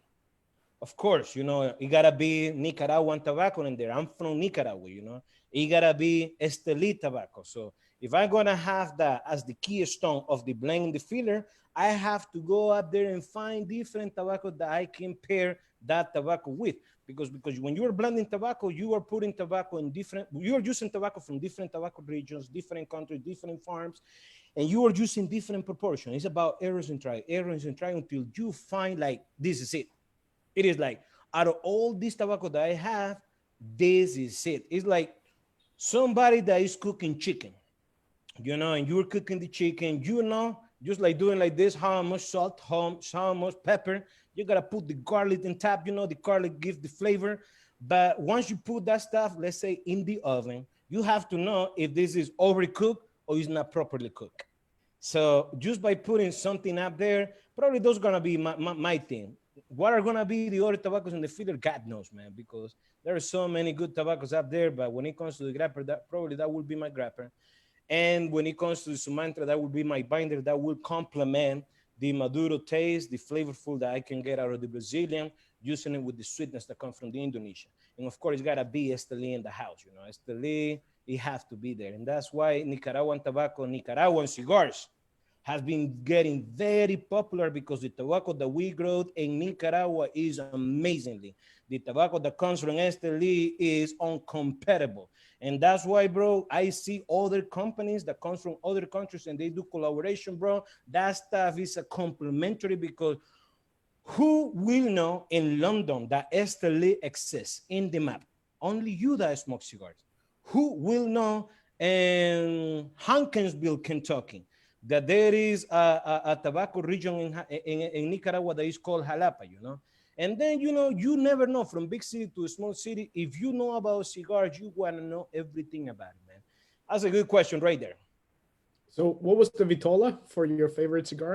Vitola, man, you know, when it comes to the Vitola, I will go what a lot of people enjoy, which is the Robusto, man. When it comes to the Robusto, you cannot go wrong with it. Toro is good. And, you know, a small Corona is great, but if the cigar is good, I will tell you something. When you find a cigar that is very good, you smoke it down, you know, you're having a conversation maybe with your buddies in a cigar lounge, but somehow you are just looking the cigar, And you're not saying nothing, you know, you just keep going with the conversation. And then at some point before the cigar starts, once it gets to the middle, at that point, you have been a roller coaster. That's when you say, holy smoke, man, this cigar is no fucking joke. And then the people ask you, so what the hell are you smoking? I'm smoking this one right here, the underground. What you realize right there, what you experience right there is what we call complexity, which is the toughest thing to achieve in the blending section when you are blending a new cigar brand. Keeping that complexity going is what really keeps you smoking the cigar all the way. I see some guys using a pinch. Here, you smoking the cigar like this. And if you're gonna have a cigar, bro, are you gonna make a small vitola? Forget about it, bro. You're gonna use a vitola that is gonna give you a very good, decent amount of smoke. So to me, I got a funny story, bro. I was doing this event, and I think it was in Chicago.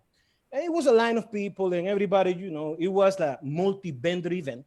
And this guy came out of nowhere and said, bro, you know, I love Drew Estate. I got this tattoo right here. Look, this is Liga Privada right here. He showed me, oh shit, man, this is really cool. Come on, let's get a picture. Boom. And he said, hey, Pedro, you know, I got a question for you. You know, when I was smoking this cigar down, the cigar, oh my God, the cigar give me that strength, that pleasure, that flavor, bro. I don't want to go into, because we are not talking about what everybody experienced. So the question was, but one thing that I have noticed, Pedro, as soon as I take out the bend, light it up, the cigar starts to get bitter on me. What do I have to do? I was like, dude, you know, moderate problems requires moderate solution, like my man Dave Chappelle said. Put it down and buy another one.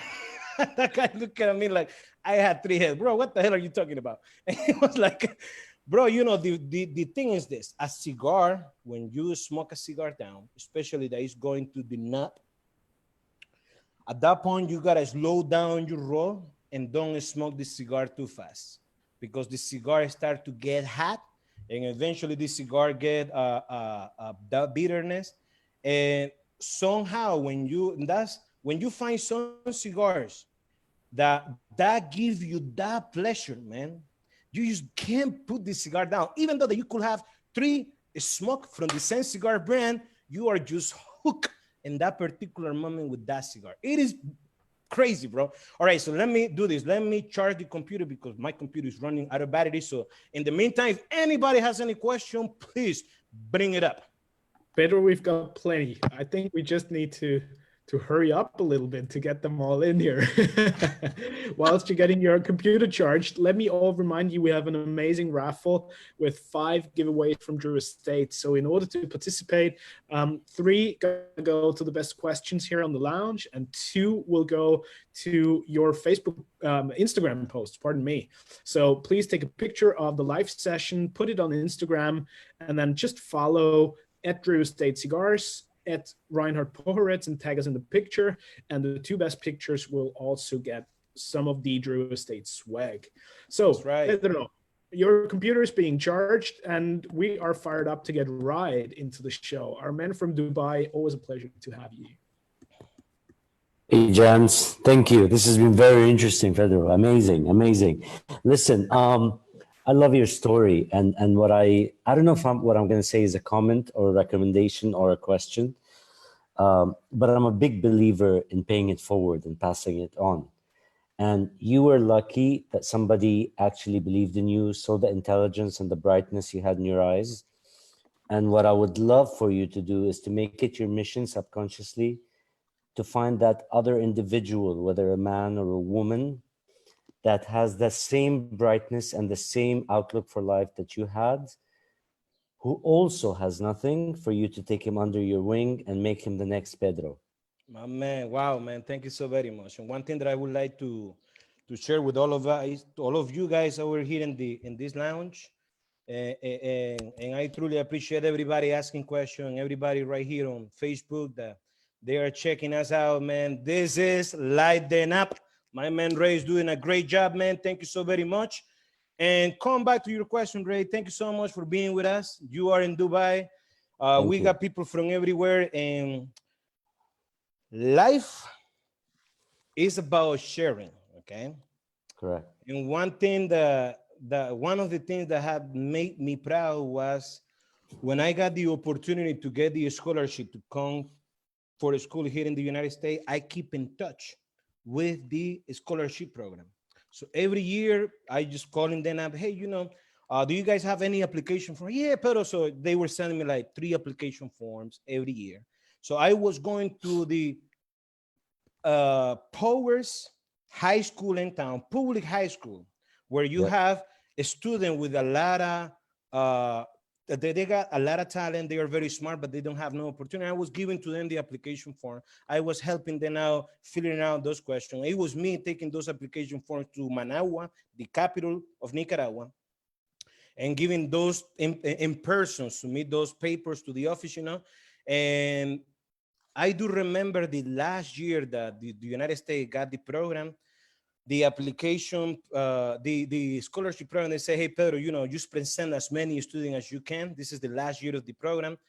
And I went to 6 different scholarship programs. And I talked first of all, to the director for her or him to give me the opportunity to talk to the kids. And I also give the announcement in Drew State Factory. And I asked everybody in the factory that have the requirement to apply for the scholarship to please get the application form from myself. And very proud to say that was a young lady from Drew State Factory that got the application form in 2012. She used to roll Tabaco Especial Dulce. And I remember the story when she started to get into the program, and she said, Pedro, I just can't believe that I'm going to get the same opportunity that you got to go to school. And she came from outside of Estelí to get the bus to get to work to Drew State. So at that point, you know how much that person wants the opportunity. Man, if you're going to give the opportunity, give somebody that have what it takes and have that desire, that hunger. And that's that. Now, another person that I brought to the picture, because life is about creating opportunity. It's not about how much life has been given to you. It's how much opportunity you can create for other people. And my good example right here is Henry Pineda. When I hired Henry, that was around the time that Drew State was about to move me to the United States. So Jonathan said to me, it is no way in hell that you come into the United States if you don't find a person that will replace you in Nicaragua. So it was me, Jesse. We interviewed like a lot of guys, and we got this kid come from humble beginnings. And he said, Pedro, I really want this opportunity because I have seen you. I have seen you, how you have grew within Drew State, and I want to have that. So Henry joined Drew State in 2013. Then by 2015, Henry became the director of Cigar Safari. He became the guy giving the tours. Henry had the opportunity in 2008 to come to the United States and work for Drew State as a full-time employee in the marketing department. So he managed the logistic department from staff that comes from Nicaragua for the marketing department here in the United States. So it is amazing, man. But one thing that I can tell you, life has opportunities. Everything is about who's ready for it. And the more people that can tell you that you crazy and out of your mind, there is no opportunity for you, that could be the fuel that will feed you up when things get hard. That will be the fuel that will fill you up when things get crazy. Because at the end of the day, it's not about who get to the final line or to the goal line. It's about who keep it going. Life doesn't stop, bro. If you got something where your heart is, you follow your heart and you will never be grown.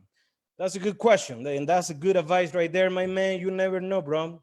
At the end of the day, life is about experience and opportunities. And thank you so much for your advice. Quick one. So I love Liga Privada number 9. It's my go-to cigar at all times. I love to. It's one of my go-to cigars for sure. And that's what the boss used to smoke. And then it became public and you started selling it. What does the boss smoke today? Say it again, the last part. What does the boss smoke today? Oh, okay. For people that love Liga Privada number 9 or T52, right in the band is saying, and I'm going to say it with my Julio Iglesias Spanish. So it is exclusivamente hecho para el jefe, which Exactly. means exclusively made for the boss. Yeah. So basically, you know, when it comes to Liga Privada, we didn't have a traditional cigar. There you go. There you go. So we didn't have a traditional cigar, like a good traditional cigar. Everything in Drew Estate was about infused cigars, like acid, like, you know, like other non-traditional cigars like Larutan, you know. But Liga Privada was the one that put us in the map. Liga Privada was literally that cigar brand gave the credential to Drew Estate to be a premium cigar company. So what that the boss is smoking now? Well, I don't know, man. I think that when it comes to You gotta Liga, ask him. yeah, when it comes to Liga, dude, it's a cigar that you can smoke in any given time, you know. It's a cigar that is about celebrations, you know. It could be a bad day that anybody can be having today or tomorrow, but once you line it up, your cigar, you're gonna be counting all the blessings and how beautiful life has been very good to you. Like my man Phil Zangi said in the previous show, you gotta do your daily inventory, brother. Because if you think that you got it bad, there is a lot of people that got it worse. You know what I mean? So Liga Privada is about celebration. It's a cigar that is medium to full. We use the broadleaf wrapper that comes from the state of Connecticut, and the number 9, the Habano T52 and the Liga Privada T52.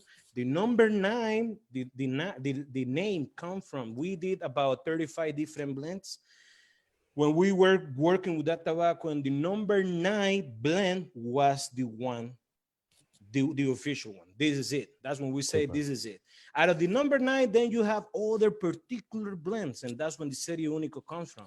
That's when you got the L40, the UF13, the Velvet Rat, the Rat Silla, the Dairy Rat, you know, the Papas Fritas, the Nasty Fritas. So Liga Privada was what you see nowadays. So check this out. Everything has a thing to talk about it. It's like Johnny Walker, you know. You got the red, you got the black, you got double black, you got the blue, you got the gold, you got the green, bro. The green is the best of the best. If somebody have never tried Drew Estate, and that guy happens to be a guy that love Padron cigars, you know, like 1926, you know, or Oliva V, you know, or Alma Fuerte from Nestor Plasencia, or any those well-established cigar brand, if you're gonna try a cigar from Drew Estate, go ahead and try Liga Privada. That cigar has what the picture said. That cigar has what the description says about it. And once you're smoking, you're gonna be talking way more what the picture say, what the description say of the cigar. And you never know what you're gonna find, because cigars, there are so many good cigars up there. And I wanna give the credits to every cigar company in Nicaragua that they are doing a great job, that they are putting the Nicaraguan cigars in the map. They are building that trend of people that has been smoking cigar for 10 years, 20 years, 30 years, a year, 6 months, maybe a month, that they do an incredible work. Some of you have had the opportunity to go to a cigar factory. Some of you don't. For the people that haven't had the opportunity, please, if you got the chance, go. There are other companies besides Drew Estate that they do great cigar tours, like Rocky Patel, like Nick Perdomo, my father, Padron, and a lot of ones I don't want to miss, AJ Fernandez. These people, man, if you have the opportunity to hear their stories and everything that they go through to bring those cigars to your favorite local lounge, you have no clue. Then you will ask yourself, holy smoke, I can't believe, and I'm gonna be talking on behalf of the American market, that this cigar is $10. Bro, this cigar, it could be way more than that, because if that cigar gives you happiness, guess what? MasterCard cannot even buy that, because happiness is priceless. You feel me? And you are smoking in 2020 a cigar that is made by hand. And that's the only thing that's a national brand. Forget about national brand in the United States. International brand. Hundreds of years after, in 2020, that stuff is made by hand. How you build a cigar brand? That's going to be your question. Well, you build a cigar brand every day in the factory, every day in the market, every week, every month, every year. 20 years after, the cigar is still relevant. And that's when cigar brands became classic. That's when you will know for sure that that cigar is not gonna let you down, you know, like the Rolling Stone said, you know. At the end of the day, that takes a lot of work and that takes a lot of effort and it takes an army to make it happen. And credits to people in Nicaragua, credits to my people in Honduras, my people in Dominican Republic, and credit to my people in Cuba. Because if it wasn't for Cuban people that came in the first place to Nicaragua, Nicaragua industry will never be in the map. You know that? That was thanks to the Cuban Revolution. 1959 that took place, 1960, 1961, a lot of tobacco families, you know, families that came from the industry start to immigrate to other companies, you know, and that's how Joya de Nicaragua was found by these two Cuban guys. And that's when Jose Orlando Padron came to Estelí and started to make cigars and put Nicaraguan cigars in the map with Padron cigars. That's when you got Nestor Plasencia with Sisto Plasencia, Don Nestor Plasencia Sr. that came to Nicaragua. Gilberto Oliva from Oliva Cigar Company that came to Nicaragua and have the Oliva V, the Oliva G, NAP, and all the good stuff that comes. Thanks to Angel Oliva from Oliva Tobacco Company, you know, and all those different families that came and bring something good to the industry. Everybody is unique in their own kind because everybody makes cigars, grows tobacco, merchandise their cigar brands, distribute their cigar brand in different ways. And that, it's not just about the name, bro. It just goes way, way back and way deep of what we could be ever think about it, you know? You know, I think this is a great point to bring in Thank you. Ricardo from the embassy in Nicaragua. You had a question. Ricardo, it's a Thanks, pleasure bro. to call. Thank you very much, Reinhard. And as always, we're so grateful to what you're doing here, all of us. This is really special. What you're creating, the opportunity to give to all the cigar producers, makers, importers, it's outstanding. And we owe you, all of us, Nicaraguans, non-Nicaraguans, everyone, a big, big thank you. But Pedro, again, it's a pleasure to meet you virtually. I'm looking forward to finally being able from Nicaraguan to proper have a nice chat. But I have to say, at the risk of being a terrible, terrible understatement and not doing justice, that your story is really, really an inspiration. It is a real inspiration from humble beginnings to where you are today, an inspiration for the most important people in our country, the young people. You've set an example of what you can do if you work hard. Yes, you have to be in the right place at the right time. I mean, the right people that gives you a chance, but it's due to your effort. It's something that is really admirable. And the fact that you're giving back so much on a single day basis, it's outstanding. So for that, you make us really proud. As a Nicaraguan, I can honestly and tell you that with my heart open. It's really, really incredible. And I think generally speaking, you know, where we are today, the largest exporter of cigars, premium cigars in the world, is due to companies like Drew, it's people like you, like Ricardo and everyone, and Jonathan in this industry. And it makes us really proud. And not only that, but I think the fact that we're keeping alive this really, really special millenary tradition, that's all about the people. Like you say, it's all about the people, that huge percentage of Nicaraguans that have a livelihood of quality, or better quality, thanks to your work. But also in Dubai, in the UK, and all over the world, families, people, importers, retailers, and everyone in the whole chain that are helping us keep this tradition alive and giving a livelihood to their families and the consumers who they're becoming happier and being part of this important change. So for that, I can only commend you and thank you. And I wanted to touch on two things that you mentioned that really resonate with me. The first one, I really love the fact and the work you've done with the Safari cigars. I think putting Nicaragua for the right reasons, for the reasons that we know we can be and we're proud of, on the map and on the radar of so everyone around the world, not only because of our revolutions and our history and so on, but for something that is so enjoyable. That's incredible. That gives such a space and such a special name to our country. That in my duty, and I have to say, you know, I work with different industries and different people in different parts representing my country here. The ones I enjoy the most, and I'm happy to admit that, are the cigars. Absolutely, by far. If I'm going to spend some time with a meeting with people in whatever industry, I'd rather do it here and learn from people like you and hear as much as we can do to learn. And for that, what you did to put Nicaragua in the map, that's incredible. And on that note, I have to say, when you come to the UK, which I hope we're able to do an event, you know, we do have a twin town. So Estelí is actually twin with the city of Sheffield, which actually Estelí Parade, which is a beautiful street in the city of Sheffield, is by the River Don in Kellam Island, which is the heart. That's where the whole industrial revolution in the world began. So you have a special connection with the cigars, Estelí, and the industrial revolution. That's really unique. So I hope that we can join you when you're back here. So that's something awesome, I definitely want to highlight. And then the other thing that you mentioned that I think is really important, and I noticed that, and that's where my two questions will come about, is in regards to the creativity. I briefly met Jonathan, and yeah, he came across as a genius, as someone with a level of creativity, and I can see that passion and creativity in you and everybody else.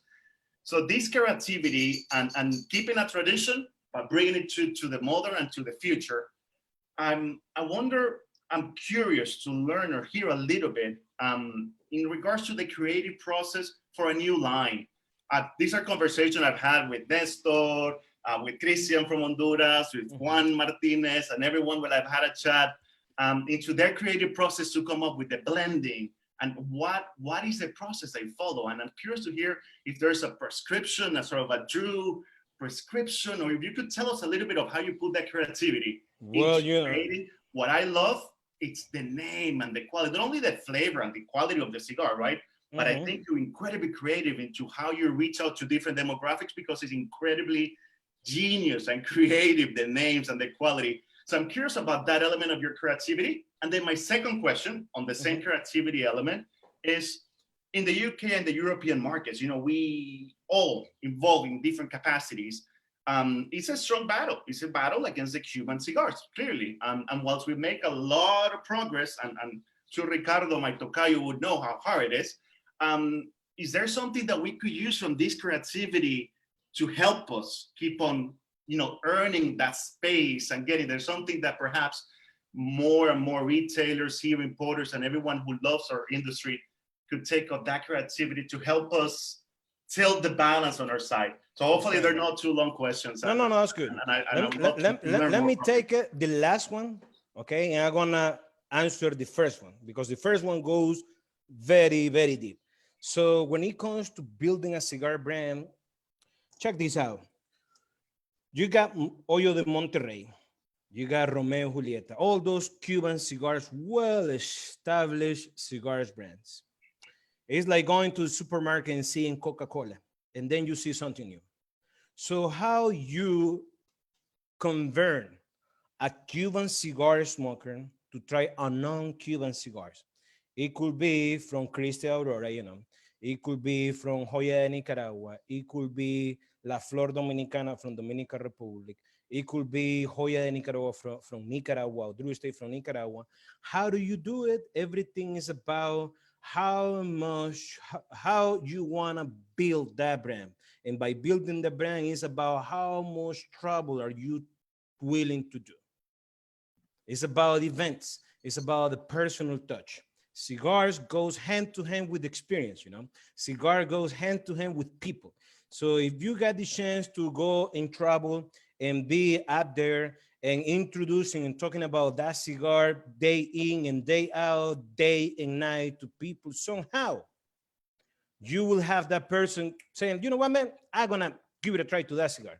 A good example of the experience that I had, and I'm telling you this from the experience that I had in the market in the United States, and I'm gonna answer your first question from the experience that I have in the factory in Nicaragua. I can be in a cigar store the whole day talking to a lot of different people. I could be the whole day like the people in the United States say, like bullshitting around. But if the person don't have the opportunity to try your cigar is not gonna go nowhere. People go and gravitate for the stuff that they know better, you know? And when it comes to cigar, they have to have the opportunity for listen to somebody, or maybe hear from somebody that have the experience before. So it would be easier for me to sell a cigar, okay, to anybody. I could be the Wolf of Wall Street in any cigar store anywhere. But the cigar doesn't deliver if the cigar is not good, or if I suggest the ground cigar to the ground smoker, that person will never come back to the same cigar. You know, everything is about the first love. So at the end of the day, somebody said to me, hey, Pedro, I've been smoking cigar for 20 years. I will never assume that the guy will enjoy, let's say, Liga Privada, because Liga Privada is medium to full. What I will suggest, I will be like, bro, you should give it a try to the Underground Shade. That's a nice traditional cigar, similar to the Cubans that you enjoy, but this one you will find a very nice different flavor profile. And then if the guy had the opportunity, light it up, and then if you are around, he will be, hey, Ricardo, thank you so much. That was a good stick. I'm going to give it a try the next time. 3 weeks, a month after the guy comes to the same cigar store, he buys the cigar without having Ricardo around. He goes and buy, I'm going to buy the same Romeo Julieta. But you know what? The other day, I got a very good time with the Underground Shade. Let me give it a try, the Underground Shade. Light it up, the same experience. That's what I call consistency and quality. And then the guy eventually starts to buy not 3, not 10, a box. Eventually, that guy starts to suggest that brand to a lot of different people. Now, in these times, 2020, you got my man Ray doing this show, Lighten Up. What a cool show. And then you got the experience to learn what goes behind that brand. And you got the chance to speak on behalf of what you love, because everything is about who makes what. It's about what you enjoy and what you love. If somehow happens to be good, it's like when nowadays there is so much music up there. The other day, true story, funny story. The other day I was, I think I was in Tennessee, and I was doing this cigar event. After a long event, we were looking for dinner. It was around 10 p.m. It's very hard to find open restaurants around that time in those small towns, Your best luck could be McDonald's, Burger King, or you lucky if you find a place. So we found this place. And then I was starving, bro. And then we ordered some food, and they started to play a song in the thing. And that was a song that the name was Dreams. That was, the song started. And I asked the guy that knows about music, Joe, what's the name of that song? That's called Dreams. And who sings that song? It's called Fleetwood Mac. I was like, wow, I never heard of that one.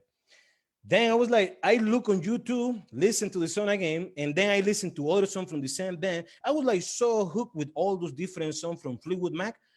For my poor knowledge, Fleetwood Mac has been around from the 70s, But it only took me one song to figure out who those people were. And after that, I learned that they were, from England.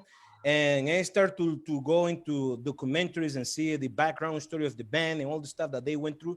That's when you define how the more that you know about a particular brand, the more confidence that you're going to be to talk about it, especially when people ask questions. If we're going to talk about, let's talk about, somebody's going to talk to me, I might know one thing or two about cigars and tobacco, about Drew Estate. But if I got the chance to talk to you guys and listen to you guys, how I can define the weapons that are going to use to trying to bring you over to my side. You feel me? So when it comes to building a cigar brand, yes, number one is experience. That's why we do the cigar safaris in Nicaragua. That's why we do the barn smoker, the famous barn smoker by Drew Estate that we do. We do 5 barn smoker. We got 800 people from retailers and consumers from all over the country that come to Hankinsville, Kentucky. They go to Clermont, Florida. They go to Lancaster, Pennsylvania, St. Windsor, Connecticut, Combat, Louisiana. And you got that. And you have, they go to the tobacco fields. Those places that I mentioned to you, those are tobacco farms. You got retailers and consumers. We provide cigars for them to smoke. We provide a very good local food. You got Jonathan Drew giving the presentation in the Cure Barn. You got Willie Herrera giving a presentation about how blending a cigar. You got the family, the family that owns the tobacco farm, giving a tour in the greenhouses. And then you got me, a guy that speaks from the elbows talking in the tobacco fields, teaching you everything about, telling you everything about priming, irrigating, all this stuff. At the end of the day, you create an experience that somebody have never had before. You know what I mean? So that's how it's built, and that's how you build a cigar brand. Now, your first story, your first question. When it comes to bringing a cigar brand, everything it's not just about the name. It's not like me listening to or reading a book and finding something very romantic. I will be like, oh my God, this is the name and this is the cigar right here. And I'm gonna make this cigar a million and millions of dollar brand right there in the market. It doesn't quite happen that way. Everything start off with the tobacco, okay? You will never make a cigar if you don't have the good tobacco, okay? And you are not gonna create a blend if the tobacco is not ready. You have to find the right tobacco supplier, you know? You have to define what is gonna be the market that you wanna bring to the cigar with. And before I say anything else, you have to have the love of what you're doing. If you're gonna do it for the money, you're gonna be broke, you know? Because in order to make $1 million in this business, you gotta spend and waste and burn at least $5 million in steel. You're gonna be charged, you know what I mean? So everything is about the tobacco. Everything is about finding the right people that makes that cigar.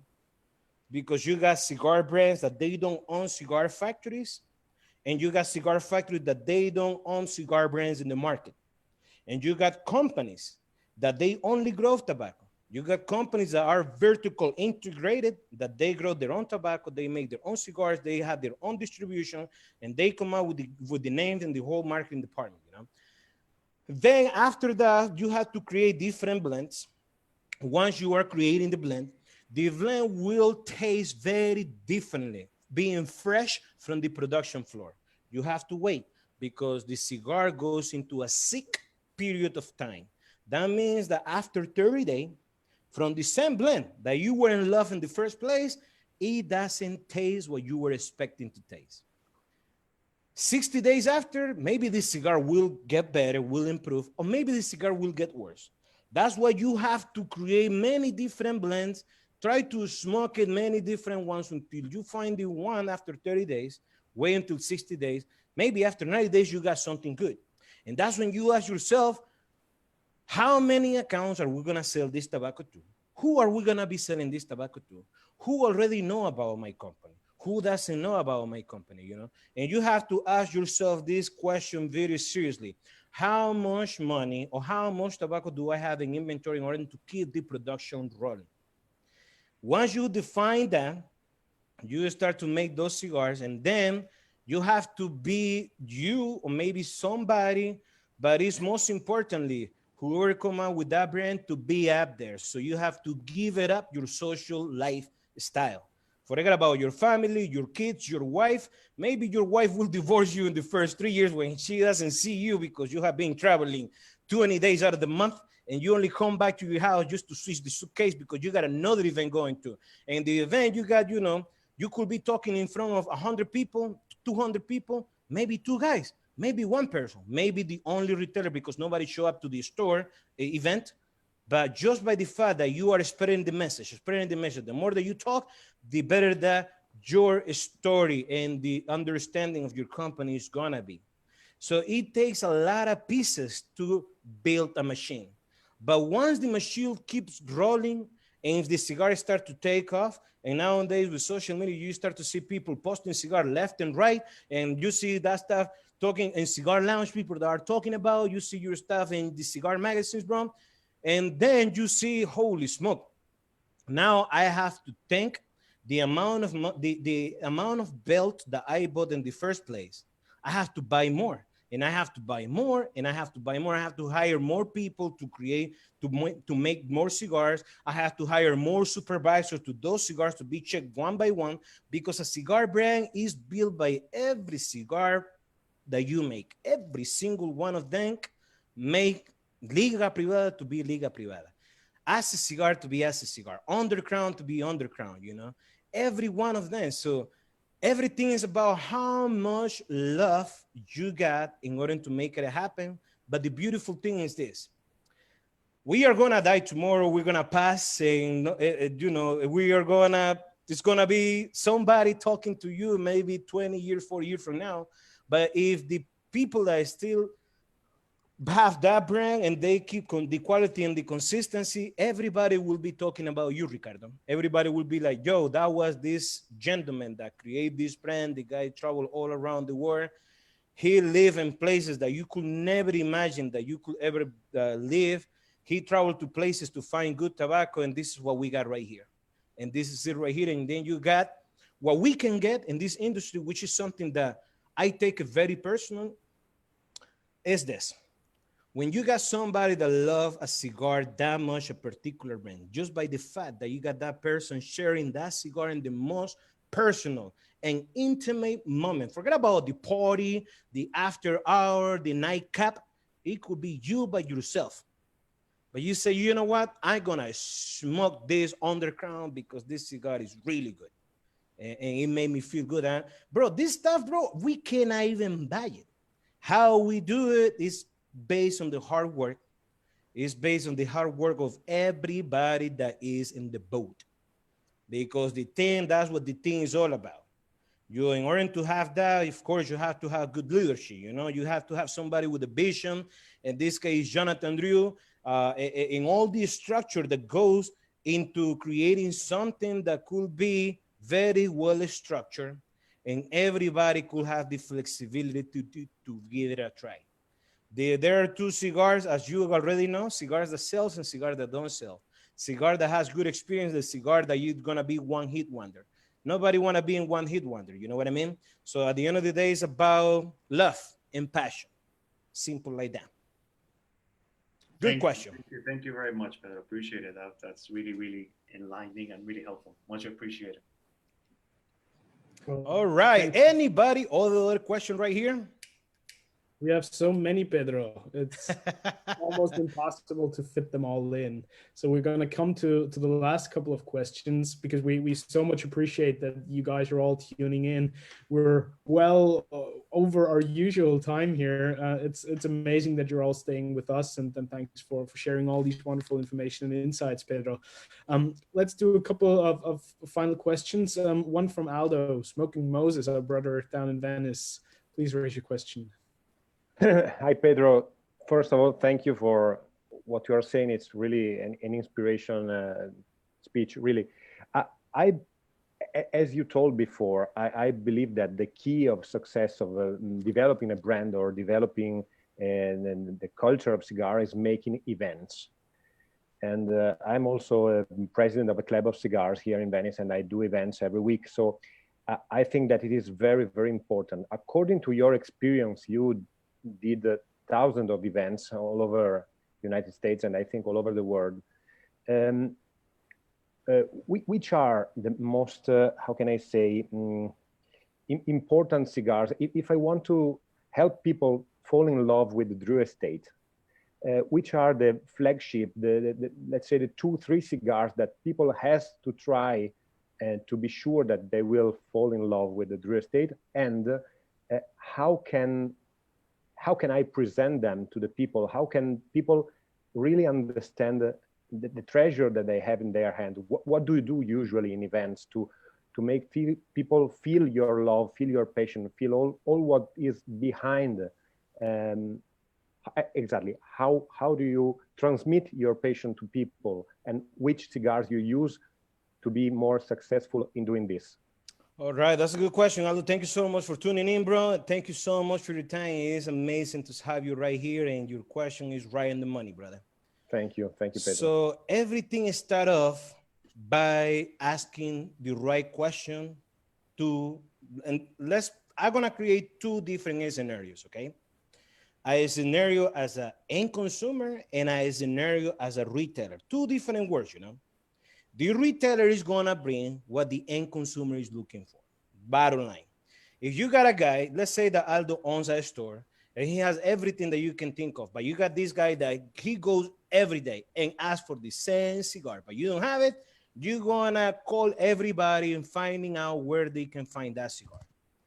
And then that's how you bring the cigar into the store. But how you do it, everything is about building the customer, the end consumer. Everything is about for people. If you got people that have never in their life tried a cigar, and this is their graduation, or maybe this is a wedding, and they say, you know what, I'm getting married next month, and I'm buying, this cigar for my wedding, and I want to have this cigar so everybody can have a cigar because I love cigars. And you will be like, well, from Drew Estate, I will suggest you to go with the acid cigars. And people like, will be like, what are acid cigars? I heard so much about Romeo and Julieta. I heard so much about Hoyo de Monterrey or Monte Cristo.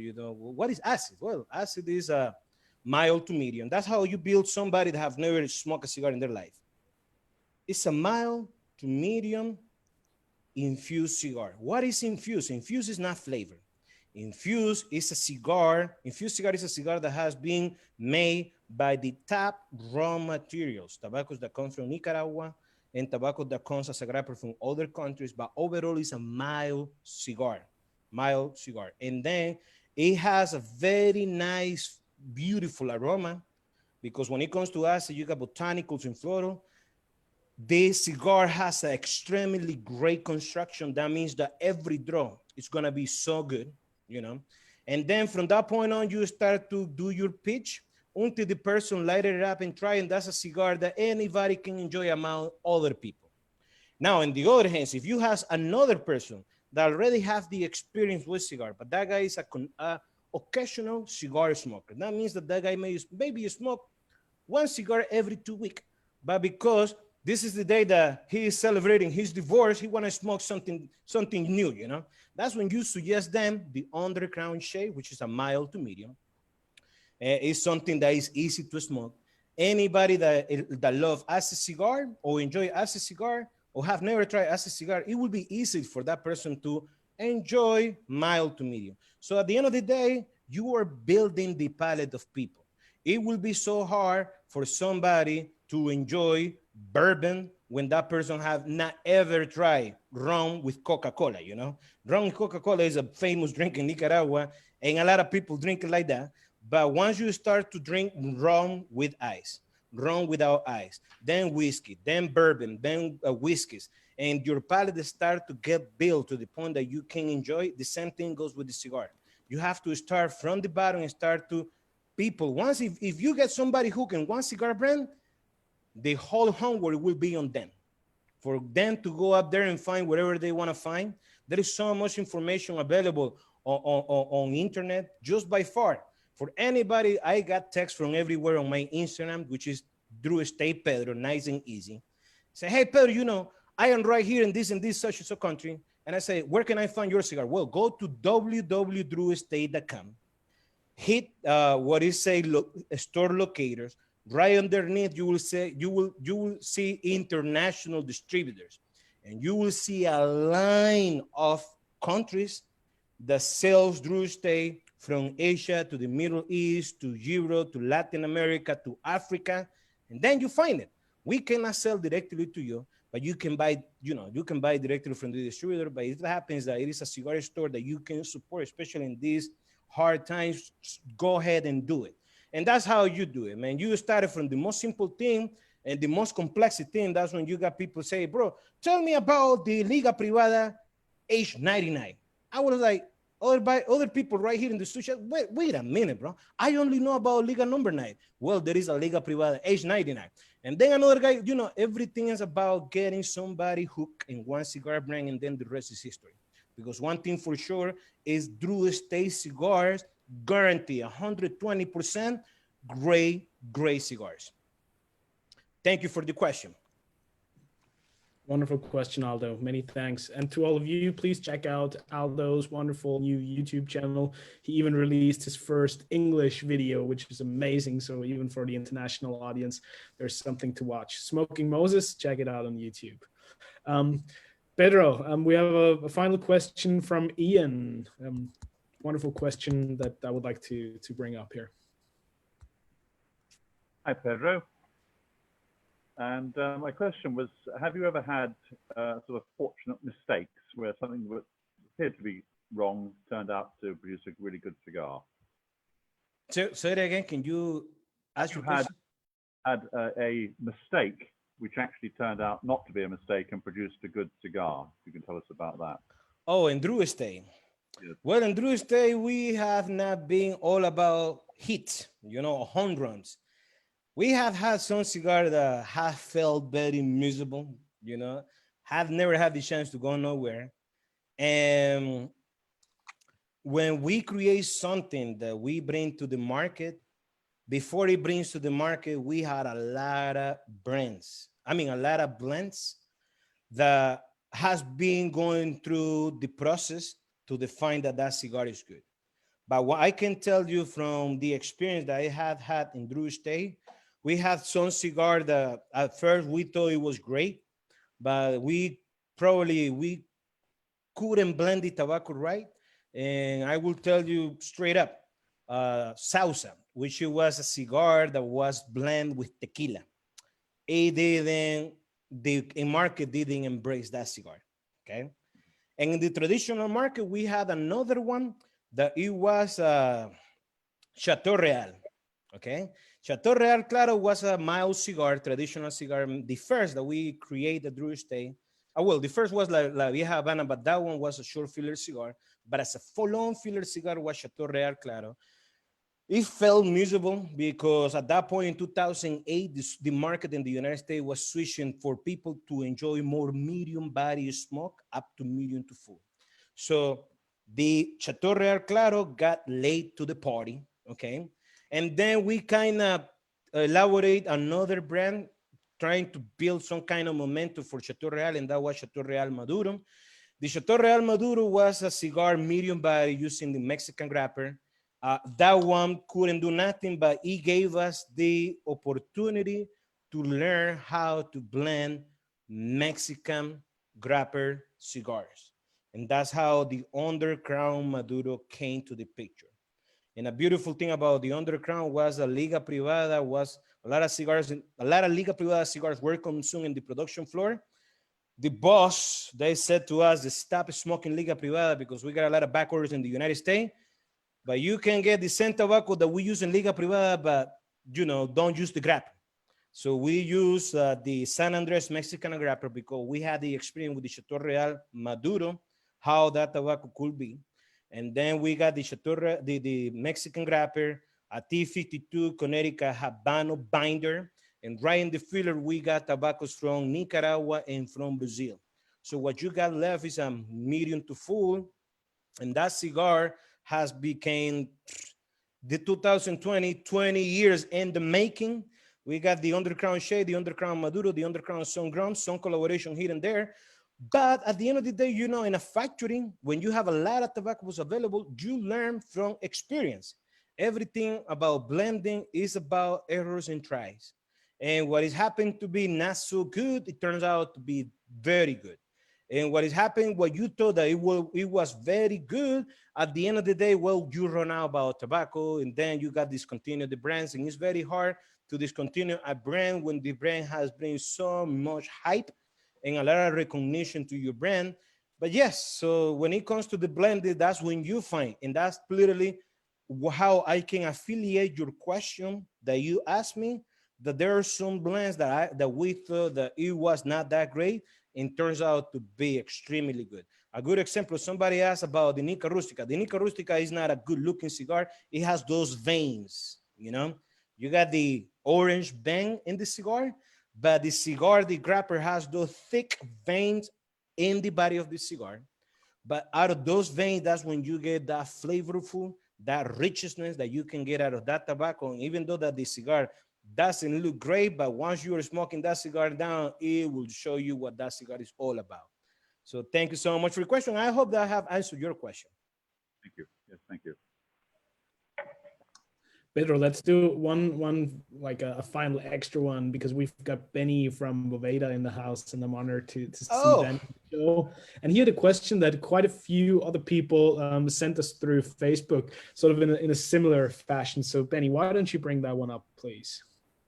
Pedro, my brother, how we doing? how are you doing, man?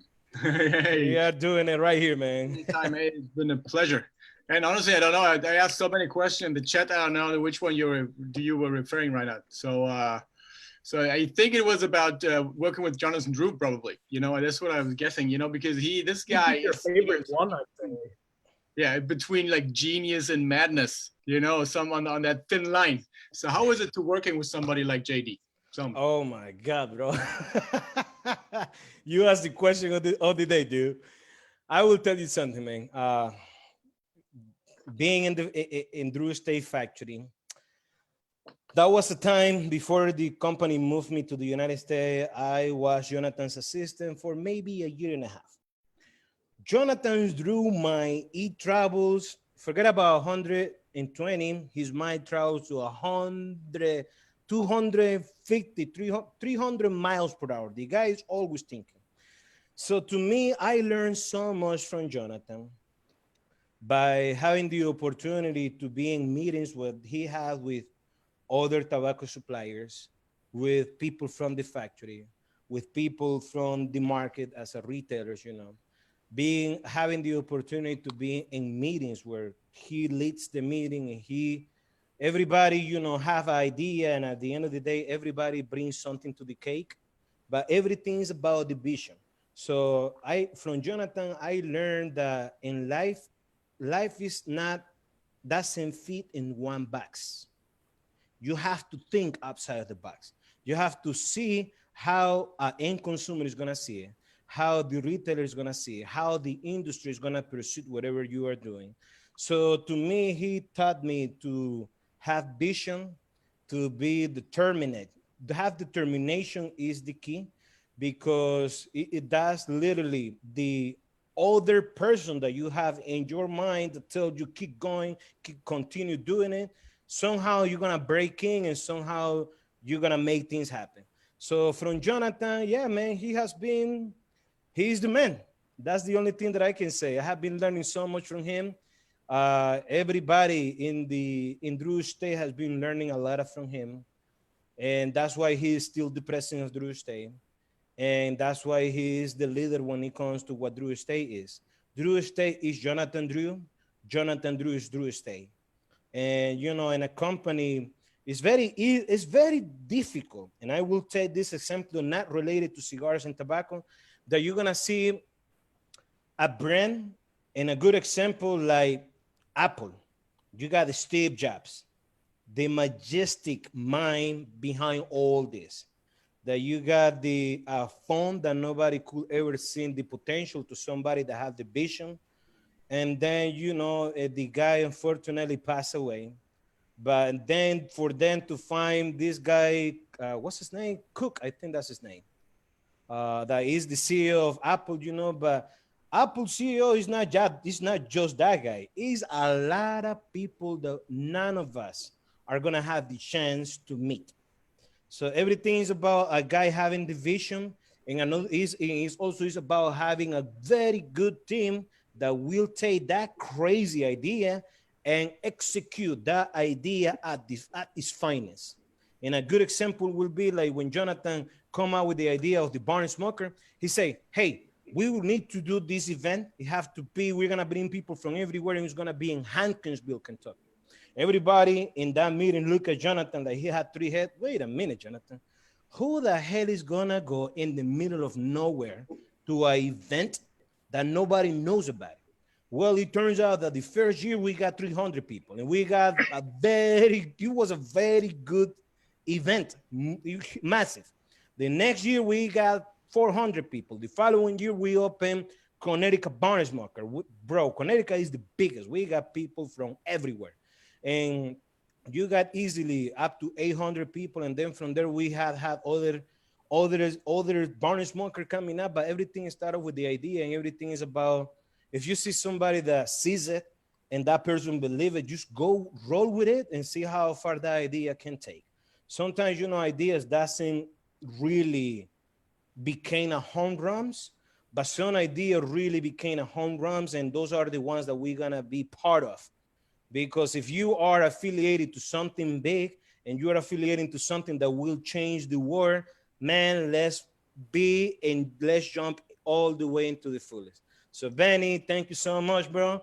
And I'm gonna give you a shout out, man. The best thing that ever happened to this cigar was Boveda, bro. I use Boveda left and right, bro. So when people say to me, bro, I got this thing that I have to put some water, forget about it. Just throw some Bovedas in there and Boveda is gonna do your job. So thank you. That's a good one right there. You guys do a very, very good job, brother. Thank you, man. It's great to see you here, man. Thank It was you. nice to hang out with you the other day in Vegas. Yeah, and I hope to see you very soon once this craziness is over, man. Right? Yeah, sure. Cheers. Many thanks, Benny. Always a pleasure to see you.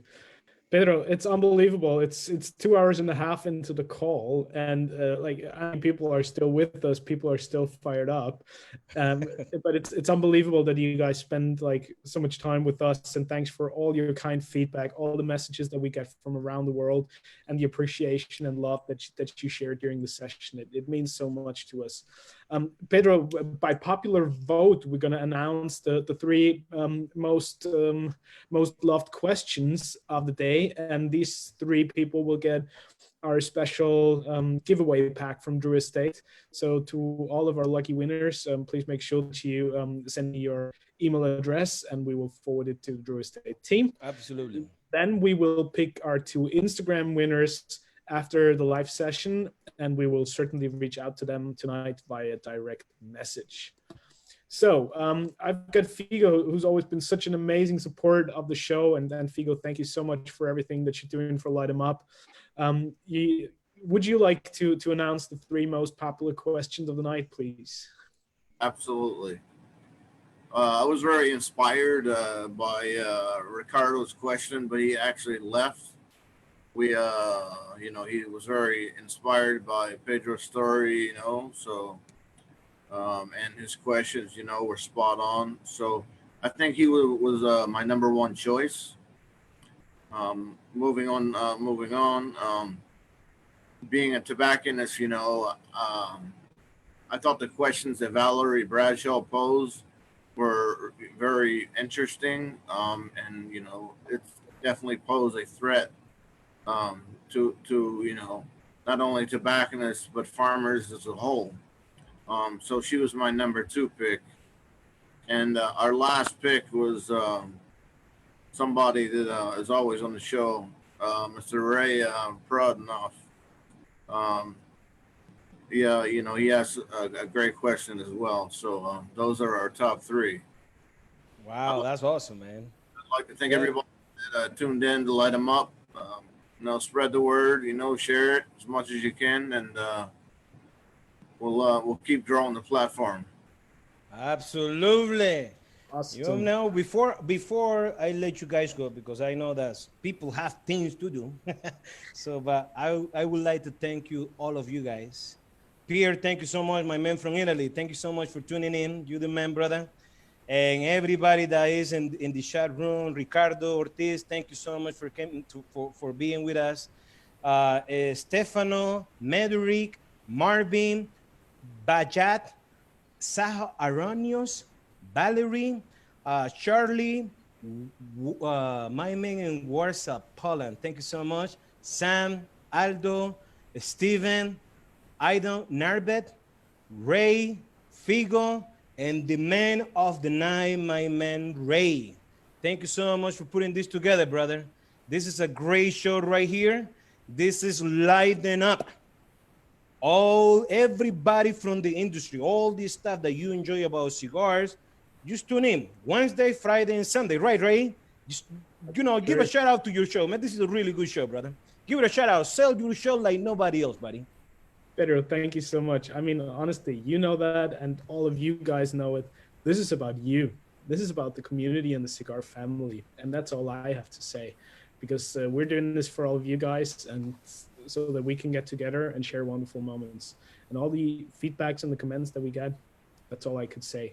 And Pedro, you could go on for hours with your amazing stories, and you could go on for hours giving some love to all the people in attendance, because we had a couple of thousand people watching over on Facebook. Wow. So that would be a long one.